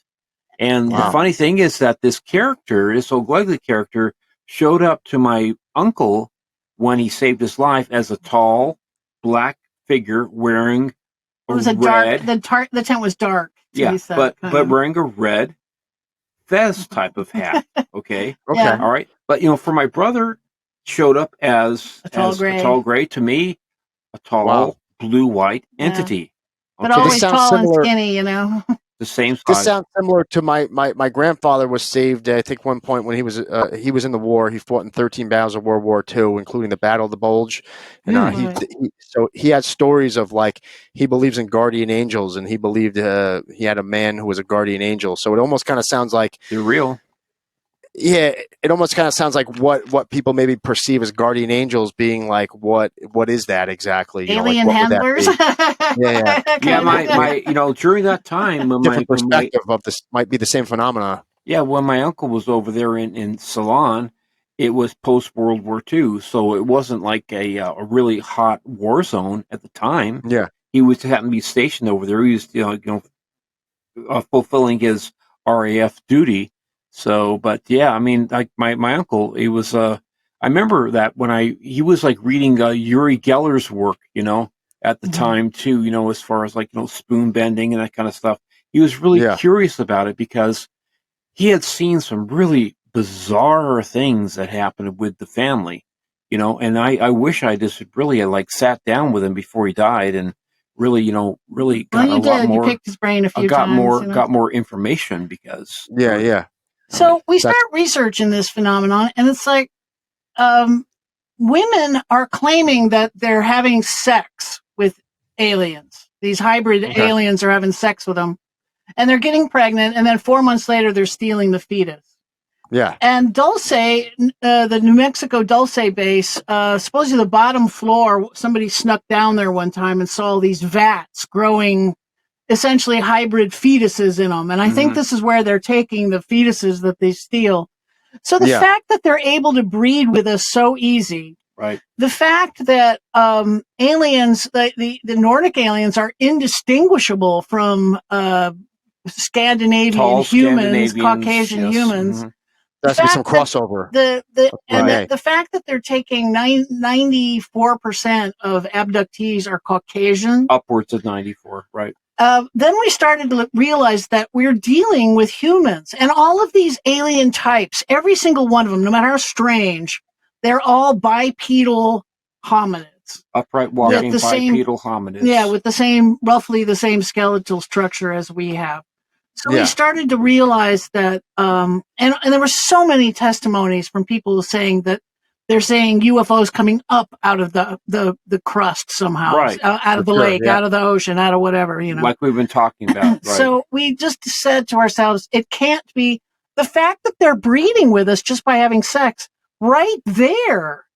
They can't be anything but human. I mean, if they were doing some genetic experiments where they in vitro fertilization or something, then maybe they could be doing some genetic manipulation. But no, they're just plain old having sex with us and getting us pregnant.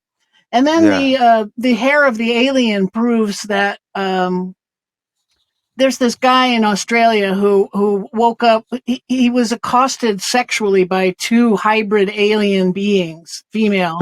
Bill Chalker. Yeah, that guy. And he 28-year-old from Australia. Yeah, and he got the hair tested, and it turns out that it's a mutant hair because it's clear, and there's no such thing as a clear human type. Yeah. But it tests as human, but it's bizarre human. It's Basque and Gaelic. Yeah, Gaelic. And Chinese, a small subset of Chinese, Yeah, undetermined Asian. Yeah, I saw that. And so to me, that proves that we're dealing with mutant humans here. We're not dealing with, creatures coming from Alpha Centauri. The vast amount of information points to, it's like, watch what they do, not what they say. And what is like the KISS method, keep it simple, stupid, or Occam's razor. Right. Occam's razor. What is the most obvious, probable answer to it? It's like, okay, what we're looking at, we're not looking at people that are time travelers trying to fix something because there's 8 billion of us right now. Okay. Yep. All right. Yeah. So if they're time travelers doing a pretty poor job. And also too, if there are different races, they have a big problem because, number one, there's all these microbial organisms here that will kill them if they're here, and they're not going to be able to breed with us. Okay, so what's their motivation? That was one of the two of the things that I came across. If there's, it does sound like for sure that there's definitely truth to that. There's some type of crossover that these beings are living under, or at least some of them, if not many of them, are living under our Earth. If there's some sort of a mixed theory between some of them coming from other places or some of them, there's clearly a good argument, strong argument for that. Some of these beings, whoever they are living here on this planet. And there's also, a couple of things that I came over. You guys kind of went into the history, not only from what I read about the whistleblower from the Dulce, and then other situations I've read. I have Brandon Bird's book on the nuclear destruction on Mars. That there may have been this. There may, and then all these leaks about what we're getting right now from Antarctica. I heard a lot of things were being discovered up under the ice sheet in Antarctica, and it's all being kept under wraps right now. They're trying. They're trying. Yeah. if you kind of look into maybe what there might be some crossover that, like, let's say there was some type of progenitor race that may have come here like 2, 3, 4, 5, 6, 700,000 years ago, right. that may have also tried to populate Mars at the same time, or mined on Mars at the same time they were here. Yes. Some cataclysm may have happened on Mars and they came here, but there's definitely some sort of argument that, like, maybe some other race at some point came from somewhere else, and that this atmosphere didn't suit them. So that's why they started, and that was one of the things that actually came up in the whistleblower with the 5 to 7, 900,000 year history that I read in the whistleblower that came through that knew about the inhabitants at Dulce actually had some record of who they were, and that was part of their stories. They were saying that there was some type of progenitor race, and then there was a problem with them coming here. There was a problem. They were dying off. They were getting sick, so they had to continuously interbreed themselves with the DNA of hominids that were already here. Then there became like cross being. So there was like there was a progenitor race, and then there was hominids here. And then at some point there was some type of crossbreeding that occurred. And then you got these different lineages of these mixes between the progenitor race and the hominids. And then I think what they were saying was that maybe even some of the beings that may have, like, for example, may have been a Dulce, might have been like some sort of like a third party type of entity that was created, some sort of like biological entity that was created to serve these progenitors. So, you know, the story, it just seems like, obviously, from all of the data that we see, I don't know about 700,000 years ago, but Sitchin's says the tablets go back about 450,000 years ago. 450,000. Okay, so that was per the whistleblower I was talking about. They said there was more information that had come forward, that there was more of a history that going back even further, like to Mars and such. But yes, so that could have been when they colonized us, though. So they could know about us for a lot longer than before they actually started working on a colony here. You know, in your book, you had mentioned per Sitchin that the 450,000 years, and this was this was after that we had talked about, because we kind of jumped forward to that you went into the whole situation that there was a comet that struck. We knew through the Younger Dryas boundary and the Uccello horizon, which was like a layer of charcoal and ash, and then on top of there was a layer of soil, and it had like these nano diamonds. You were saying that was basically like that's the smoking gun for a celestial impact of some kind. It's the Hiawatha, right? Yeah, crater. It was Hiawatha. Yeah, we thought it was Hiawatha at first, but now it's most of the scientists at the time were saying they thought it was Hiawatha, but it was actually it's actually the Younger Dryas comet instead of the Hiawatha asteroid impact crater. At the time we wrote the book, the Hiawatha was more of the likely candidate. You know. So where's the Younger Dryas meteor then? That struck in Lake Superior, what's now Lake Superior. Only 900 miles away from the Hiawatha asteroid crater, which is about 50 million years ago. So it's like there's two, there's two of them next to each other. So the Hiawatha was something that occurred 50 million years ago? 45 million years ago or something. About 50 million years ago, yes. Somewhere in there. Give or take.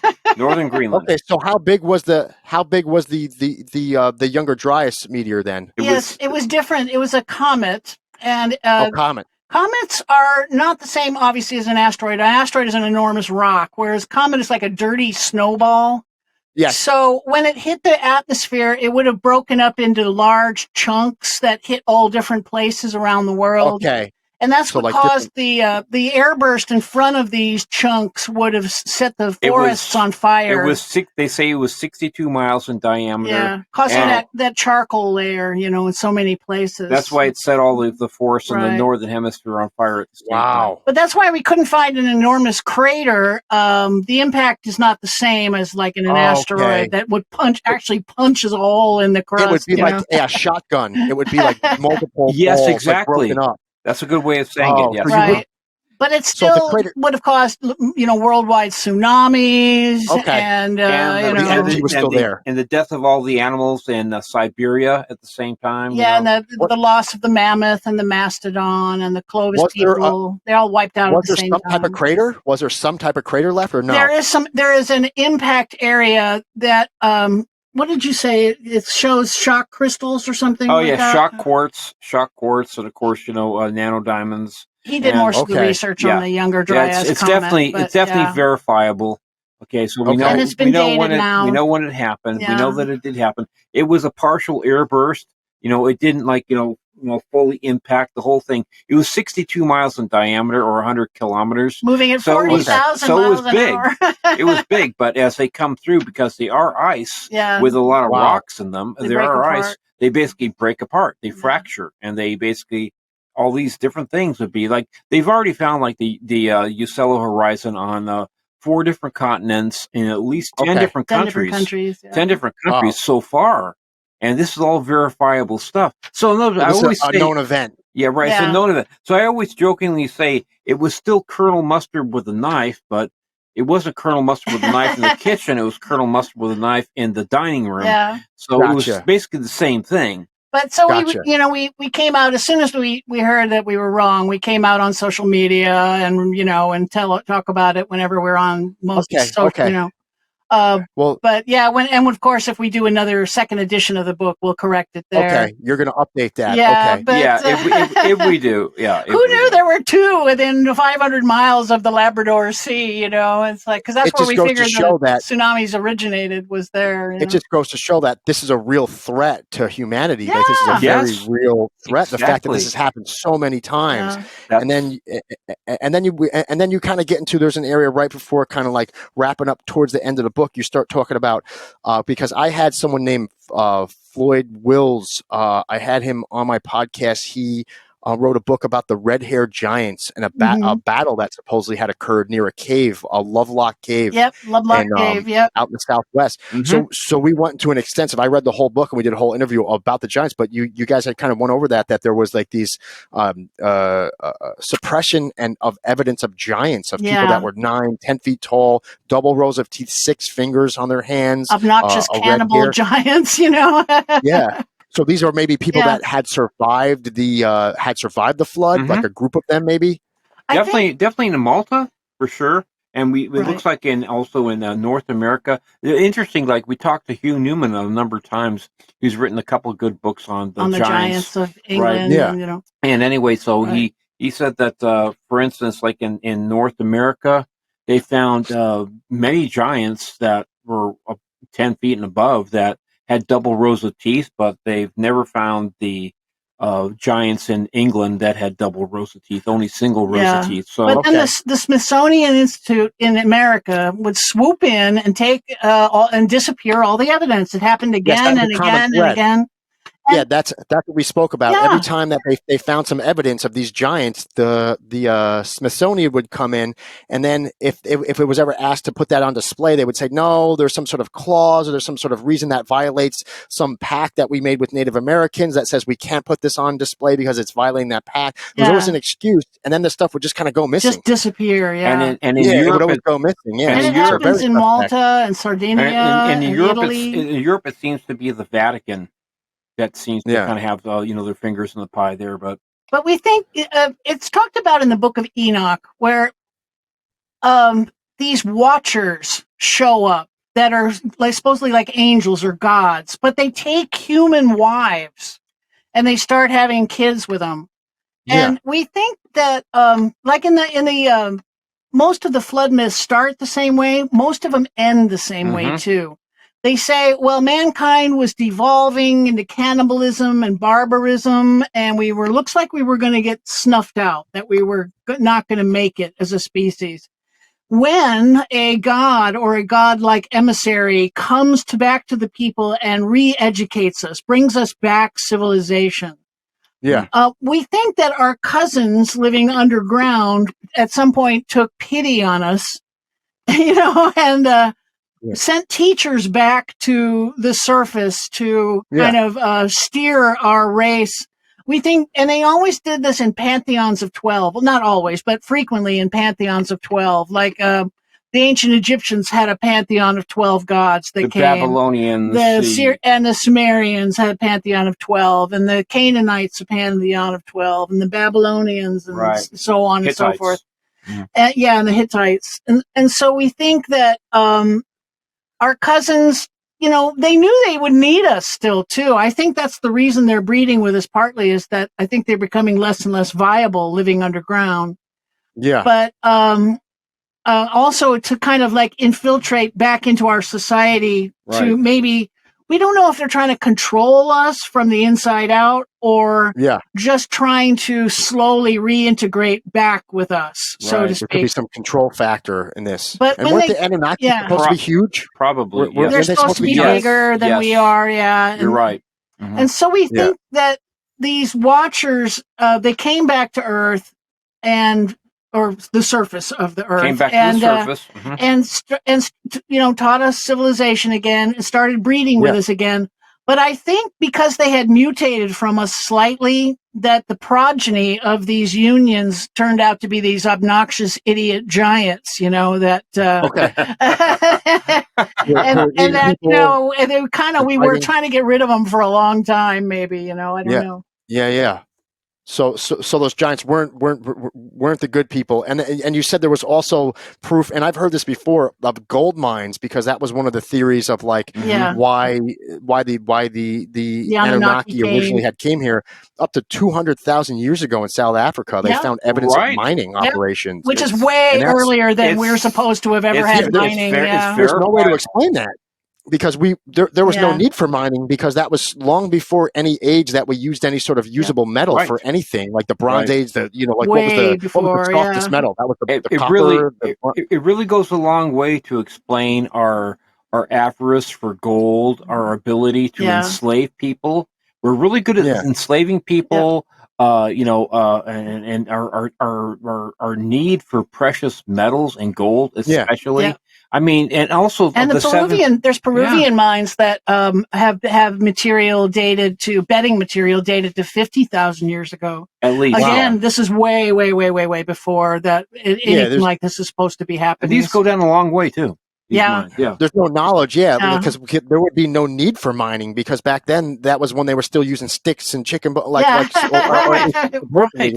Exactly. So you wouldn't need to mine, because there'd be no function for any sort of metal or any sort of usable, material that you would be mining for. Not only until the Bronze and the Copper Age would you need any access to mining. Iron Age and all that stuff. So we think that in 13,000 years ago we could have been pretty evolved, and that just the evidence has all been scraped off the planet by the tsunamis. Well, like you said, Leslie, we know, like, have you ever read Michael Cremo's book, Forbidden Archaeology? Archaeology, which is great.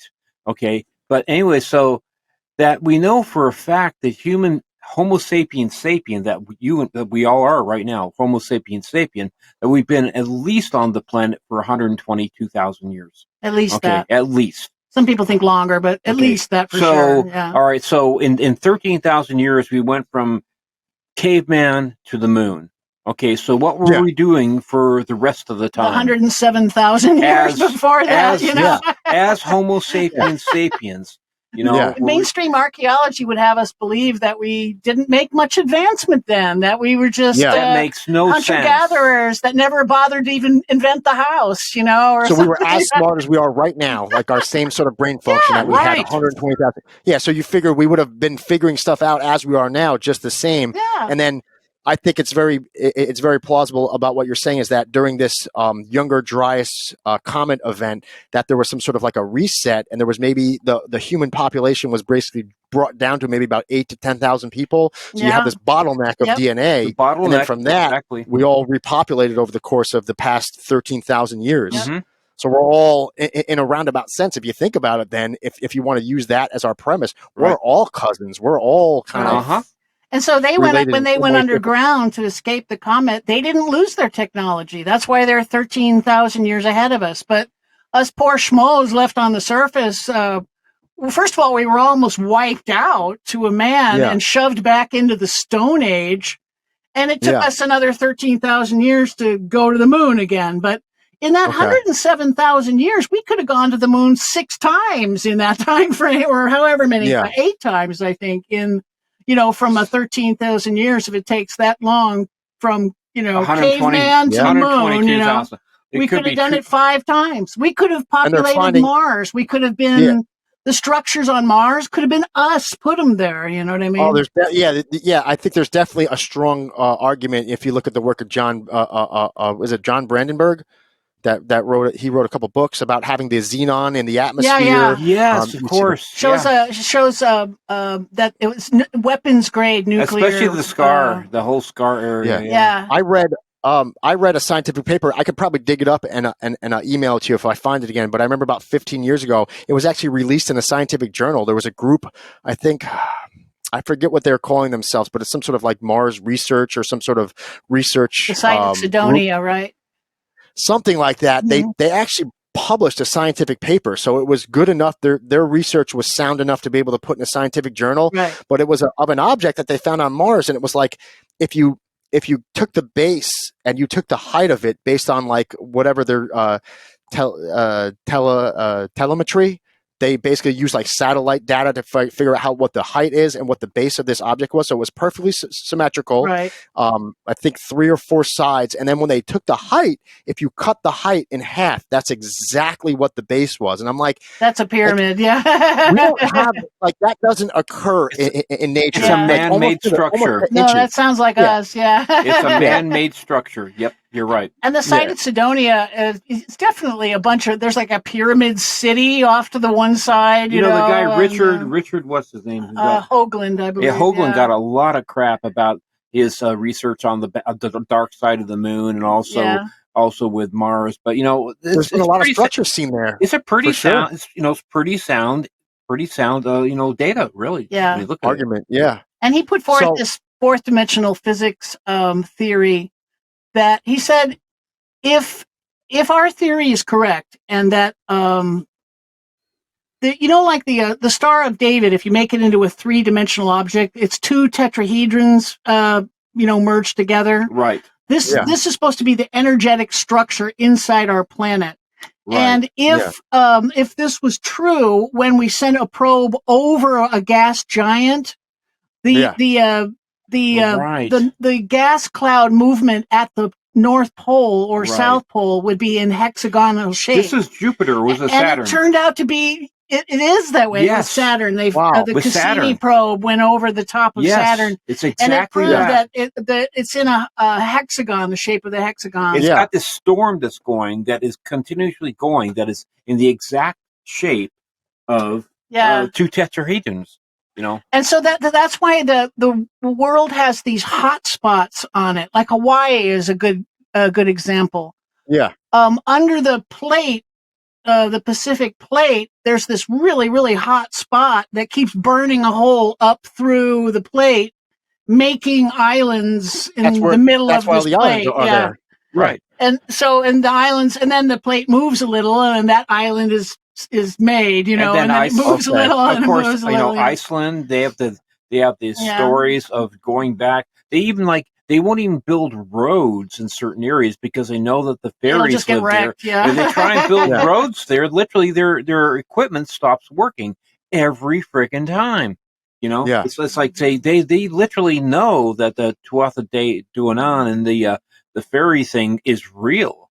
Okay. Yeah, they believe it. So, they have laws about, you can't do this because if you try and do this, your equipment's going to be trashed. So, yeah. So, where do you guys just to kind of start maybe to come to some sort of conclusion? I know there's just so much information available and it's really hard it's very, very complicated. Like if you study each case onto itself, even if you look at different cases and how they might match up or mix and match, there's just so many theories out there about people, some think some of these might be interdimensional. They might be from other, there's a lot of information and there's definitely a lot of credibility behind it. Right. So you guys covered a lot of that and just kind of coming to some sort of trying to come to some sort of a feasible idea of based on your theory, right. at least that you're saying that these are at some level these are ancient relatives. They went underground because of breakaway population, we call it. some sort of a breakaway yes. a civilization, if not multiple a breakaway civilization, because of all the different locations across the planet.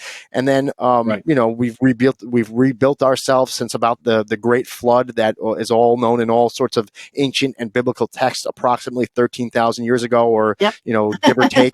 And so here we are, and you know, are we at the point, let's say, that we feasibly are going to be accepted into open contact with these beings? Because there's obviously already contact being made, but it seems to be the government, or at least the Department of Defense, is keeping this under wraps. If there is any sort of like cohesion between, let's say, we'll use like the Dulce base as the example, that there's a group of the Department of Defense within our own armed forces here in the United States that's hand in hand working with these beings. At least some breakaway group from these inhabitants at Dulce is working with some breakaway group from part of our own military, and they're sitting there trying to exchanging technology, like, hey, you guys want to abduct, you can abduct.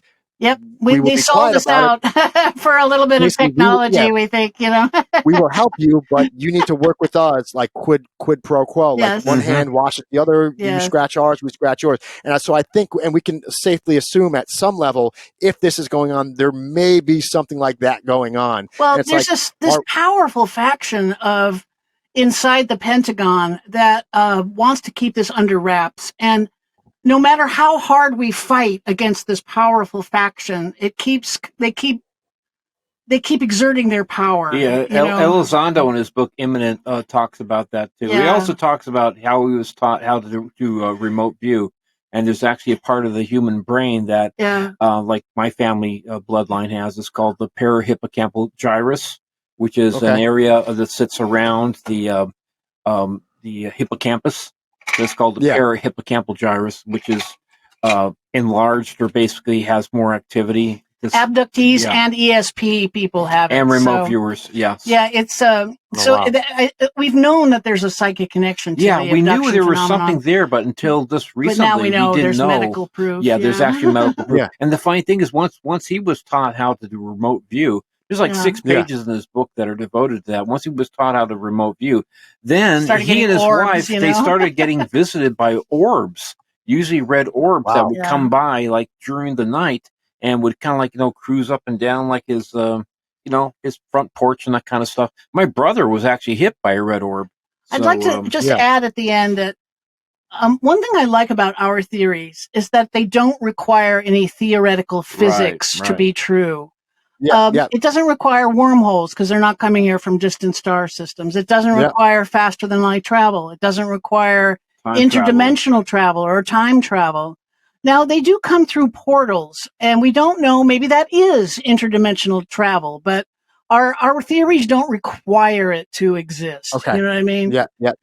And so, once again, to me, it's like Occam's razor. It's the most likely event is that these are not coming here from distant star systems. The most likely thing is that they're here and mixing in with us and lying to us. And that would be their motivation. Humans are good at lying. That's one thing we're good at. And so we think they've created, for centuries they played gods to us. Right.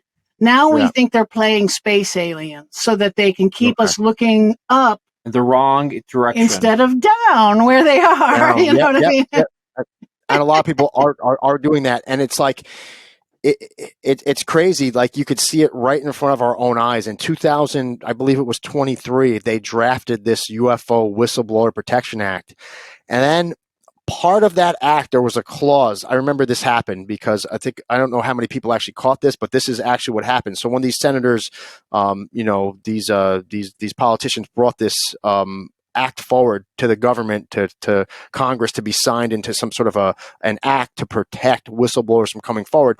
Part of that clause of that stated that like any member of the government, current or former, with any knowledge or any possession of hardware, biologics, or any knowledge, therefore, of anything that falls under the category of hardware or biologics. Therefore, if you know about something that's non-human, that wasn't made by humans, i.e., what we'll dub as, we're, for lack of interterrestrial being the word that we're using here for your guys' theory, alien technology and then alien bodies, you can come forward and you are sworn and protected. Nobody can lay a finger on you, and you could say whatever you'd like to say, which would open the floodgate for any worker at Dulce, any worker at any of these underground bases, any worker at any of these Department of Defense, Lockheed Martin, or all these Boeing and all these subcontractors from the government.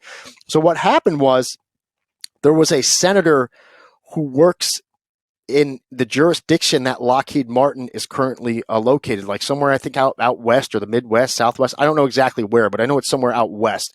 And this senator, I think he's either a senator or he's a representative of that state in the area that their main warehouse is located. He pushed back and he made them take that clause out. So basically, in plain sight, with the world watching, with the public watching, people are like, okay, David Grush comes forward. There are UFOs.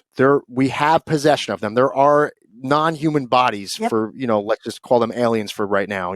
That's what the general term. But let's say intraterrestrial technology and intraterrestrial beings. Let's just, use that term. And then let's say, so non-human technology, non-humans, we'll just leave it there. And then everybody knows, everybody's watching these trials, everybody's getting engaged, the world is abuzz with this. And then right in plain sight, the power of a military contractor like Lockheed Martin is able to get their representative to blow back and say, no, actually, we're going to hold that whistleblower clause. So let me ask you now, what do we actually have now? If Lockheed Martin was able to put the pressure and the squeeze on the government to, when they redrafted the bill, that they took that clause out, so now you're not protected. Right. So who's actually going to come forward? So when this Whistleblower Protection Act comes forward, it's a bunch of it's basically like a dog and pony show. So let's say I'm an ex-government worker, and I'm like, okay, I used to work at this facility, and I saw a dead alien, or I saw a dead terrestrial, or some technology with I-beams, or like the California drone case where this whistleblower named Isaac came forward, anonymous, and he shows this floating alien engine, and the tech speaks all about the technology. Let's say I had firsthand knowledge of that, and I worked for 5 years as a contractor. I'm not protected now. So who actually can come forward? So it's basically just blowing smoke it's here. A paper tiger. It's a paper tiger. As hard as we push and get the stuff in the clauses, then they push and take it out. And like right now, the Go Fast video. It's one of the videos that Elizondo released. Arrow, this newfangled A-tip version is called Arrow now, and they came forward and said, "Oh, that's been debunked. We've resolved that video." And what they've done is they have proven through triangulation and that it's a little higher than it was thought to be before, and it's slower than it appears to be. But my response is, so what? It's still a UFO that has no visible means of propulsion zooming along, and but they're trying to make it sound like, oh, it's been resolved. We can explain it now, and they in no way have resolved what it is, So let me ask you though: Are these newer organizations just a rehash of what Project Blue Book was in the 1960s? Yes, oh, Arrow, we got it. We have it taken care of, and you don't. They just rename it something else. They make and all of the new stuff, all of the old stuff just becomes under that umbrella of the new organization. Before Blue Book was Project Grudge, and there was one before that too. Right. And of course, we know that the Secretary of State mysteriously died. One of the first members of Majestic 12. What was his name? Yeah, you talked about Forrestal. that. Forrestal, yeah. He had jumped out of a military hospital, right? He jumped out the window. Well, and there was an enormous plate glass window near where he was working, but instead he jumps out of a small bathroom window with a rope tie around his neck. It was just bizarre. It's crap. It's obviously murder, And he was trying to get disclosure. He was fighting for disclosure. He was the one guy that was trying to say, we gotta come forward. We got to share it with the American people. We can't lie. Anyway, so we think that in the 40s, our government became aware of these creatures living under the ground, and we think there was a crash in 1941 in Cape Girardeau, Missouri. Yes. And that was, we know by then for sure they knew about them, right? By then we know for sure. Maybe before, for sure. We don't know about before, but by then, certainly by then. Yeah, Mussolini. There was a crash. There's that video that has done the rounds where there's speculation there was a crash in the Soviet Union in like in the 30s. The 30s. The early to mid 30s, and there's a video that actually leaked out of a bunch of officers going out into the woods, filming some sort of disc that's laying up against a tree that looks to be broken. We've seen that one, but there was also Mussolini. That was the thing that really spurred this whole relationship between Mussolini and Hitler, and then why Hitler became so enamored with this whole it was through Himmler with his involvement with the Thule Society and Madame Blavatsky and that kind of stuff. He had this whole paranormal thing going on. But the thing as far as like with Mussolini, where they actually recovered a UFO, like I think it was like 1935 or 36. No, later. I think it was 39. Wow. I think it was something like that. So, anyways, but then Hitler had a UFO before we had ours.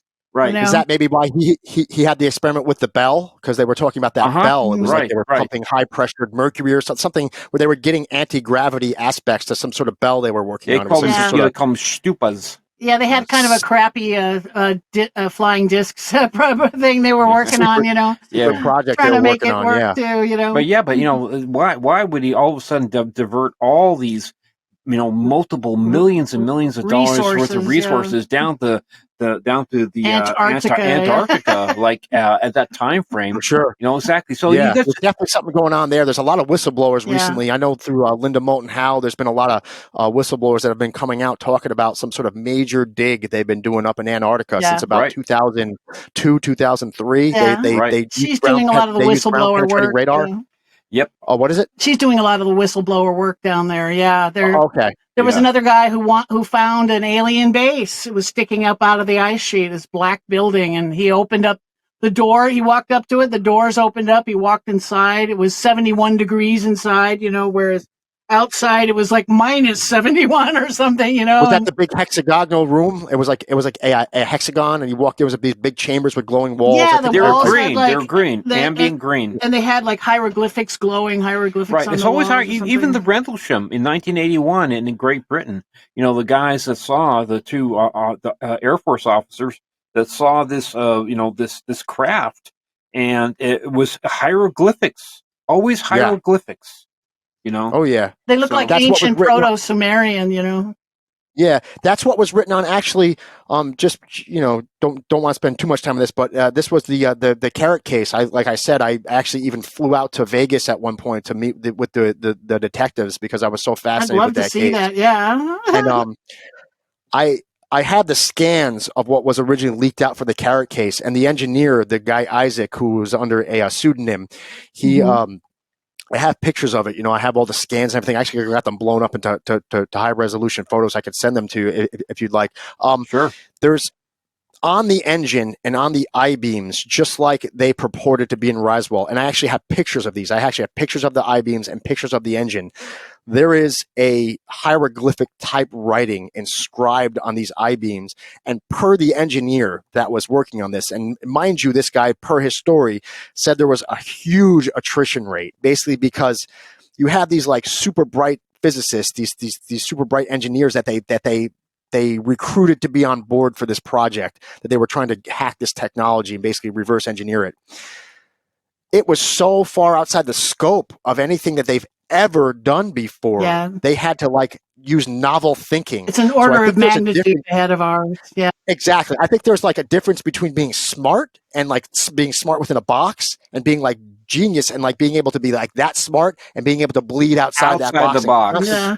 Push yourself. And I think they needed people like that because it wasn't fitting into the box of anything they really were familiar with. So eventually, I think he quit after 3 or 4 years, but the best he could surmise about what this writing was and why it was there, it had something to do. He said it was likened to if you wanted to put it in layman terms, we have hardware and we have software. and they're different. You have your computer, and it's got the boards and everything like that. Then you upload the software, and that makes the program function as the software intends for whatever that circuit board allows. The CPU, whatever capacity that board allows for. You could put software into that up to a certain capability, whatever the hardware would support, and that's how our technology works right now. But he said this technology, it works like the hardware and software is one and the same. The hardware is the software is the hardware. Right. It is They're not two different one things. unit. So when you pick this I-beam up, in like this case, he was saying when they turn the engine on, the I-beam will float into, say, like, here's the engine. The I-beam, when you turn on, will float into a fixed position above it. You can grab the I-beam and pick it up, and the engine will move with the I-beam like it's one unit, even though you can pass your hand through the center. Wow. But he said in that hieroglyphic writing is effectively the coding, the way that that's inscribed into the hardware. Somehow that piece of hardware is programmed to where when you bounce a certain type of energy off of it, it will fix itself in a position here. And that writing on it basically tells you something that we're not going to have. Like, that's their coding, whatever their coding was that they used to code these engines. But it's written all over this engine. It's all over the engine. This hieroglyphic. It's all over the I-beams. So somehow that writing is indicative to the programming of what these objects it's are. Like rune magic, or something, right? When it's in certain space, written in certain way. Like, I don't know exactly what it is. Obviously, like, I'm just kind of reaching for some. I know, because this is so foreign to anything that we've ever dealt with. I always feel like a gorilla poking at a cell phone. We have children being born we see right it, now. though, because we see the hieroglyphics everywhere. Yeah. With all this different technology. We see it on the textbook graph. It's telling us something that we can't quite understand. Like, I saw, like, about a year ago, I saw this 18-month-old white boy that was sitting at a piano with perfect posture that was playing Debussy. It was playing Clair de Lune, a simplified version of Clair de Lune. But he was sitting there with no music, and these are the star children now that are being born. I think this part of the whole plan is that for us to actually progress and maybe reintegrate, is that we have to develop our brains and our neocortex, and we have to open up areas that have been maybe closed. Like, for instance, telepathy is actually the simplest way of communication. Yeah. People don't realize that. Telepathy is the simplest way. Writing the English language is about 5 or 6 levels away from telepathy. Yeah. All right? Down. All right. It's just like, it's like the appendix. Okay. We know that it's there and we know it had a function, but we don't really know what it does. It's the same thing. Some people can hear more than one or two channels. I can hear 3 or 4 different channels. Steve comes from a very psychic family, and as we began doing Kundalini raising techniques and meditation work, we started to become more and more telepathic ourselves. And that's when I realized that telepathy is actually a human birthright that we have let atrophy. But we don't think our cousins have. We think that that's something they have kept because they didn't lose their culture. They didn't lose their culture of studying how to keep that ability open. You know what I mean? It's a very, very simple thing. Like, for instance, why would you have to learn 10,000 different languages to be able to say, like, for instance, when you say the word tree, or when you think of tree, T-R-E-E in English, you see a picture in your head. You see what it might be a maple tree, it might be an oak tree, it might be whatever, a pine tree, but you don't think about T-R-E-E first, or whether in Chinese, doesn't matter. You see the picture first, and that's how we lay down our in the cerebrum and in the hippocampus. We lay down our memories that are combined with emotion and with logic. And it's laid down in neural pathways, and that's how we lay down. That's why a lot of our deeper memories come from when we were younger, because when we were a lot more emotional beings, we're associating these new things that we're experiencing with a lot more emotion, and it makes these like deep pathways. That's why, some people say, I can't remember what I had for breakfast yesterday, because it really doesn't mean anything. But when you're a kid, with all the emotions, which are basically from your, from the hippocampus and from the pituitary gland and all this, these things are laying these things down like super highways. That's why you can remember stuff from you're 5 years old. I can remember back to when I was 1.5. Yeah, he's unusual that way. I can remember back. I remember exactly where I was and when I threw up on my teacher's lap when I was at Montessori school in 1961. Wow. Okay, I remember exactly because it was associated with an emotion, with a very, very strong emotion. Sure. I was a sick individual. I was sick every day of my life until I was 2 because I had chronically infected tonsils and adenoids. So I had to have the surgery when I was 2, and then I started feeling better. But I hate to end on that note, but I'm starting to get a leg cramp. You guys, it's been a while. Yeah, right. I have to stretch. So, folks, I certainly appreciate you coming on Not Media. I had a great time talking with you. I thought your book was excellent. Like I said, it's definitely good to see somebody actually coming from the angle where we're seeing all this and we all speculate that okay, there's these bases under the ocean, there's these bases under the mountain, there's but what's other than just saying, okay, well, there's aliens and they're living under mountains, it shows us at least some possibility that there's maybe more to this. And this is maybe why that, this is being kept such under wraps is because this is actively going on. There's active knowledge through military organizations that are potentially working with some of these beings. So there's reasons for, on their level, at least from their perspective of national security, to keep this under wraps. And maybe what we can do to keep trying to talk about the truth and then, what we should be doing as far as being open and honest about the situations that are going on. So maybe we could be taking more steps forward into some sort of potential for more open contact with these beings and them accepting us into their,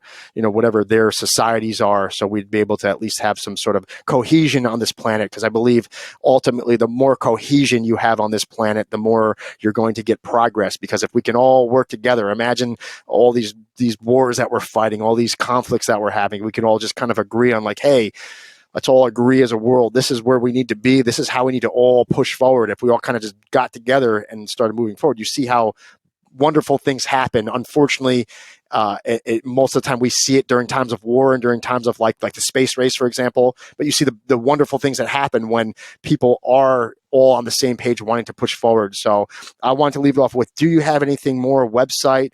Do you have anything further that you want to plug or talk about before we wrap this up? Yes. 2 things. We have our show.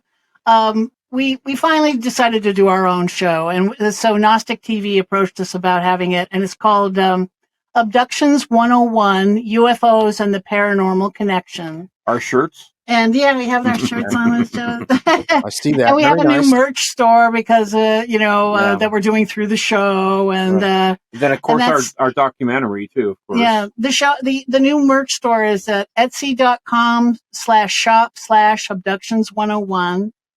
Okay, and great. We're on Instagram at leslie.shaw.author. And if you want to contact us, that's the place to do it, is to direct message me through Instagram. Which is leslie.shaw.author. Yeah. Great. So check out the book, check out the podcast, check out the Etsy, and check out the Instagram. You can contact and the Shaws. Our documentary. It's there's a YouTube documentary called Who They Are. And that goes a lot into our theories too. Right. So I hope all of our followers check out everything. And, if you like this episode, like and subscribe, give it the thumbs up, subscribe. And if you have any questions, comment. I always comment back. We had a great time talking this evening, and big time. We certainly appreciate you having on. I wish you the best of luck with your book and the future, all your work that you're doing, any other revisions and any future work that you do decide to do. Maybe someday I could have you guys on, if you got some sort of new project that you want to talk about. So great. So thank you for coming on Not Media, and everybody stay well. Bye.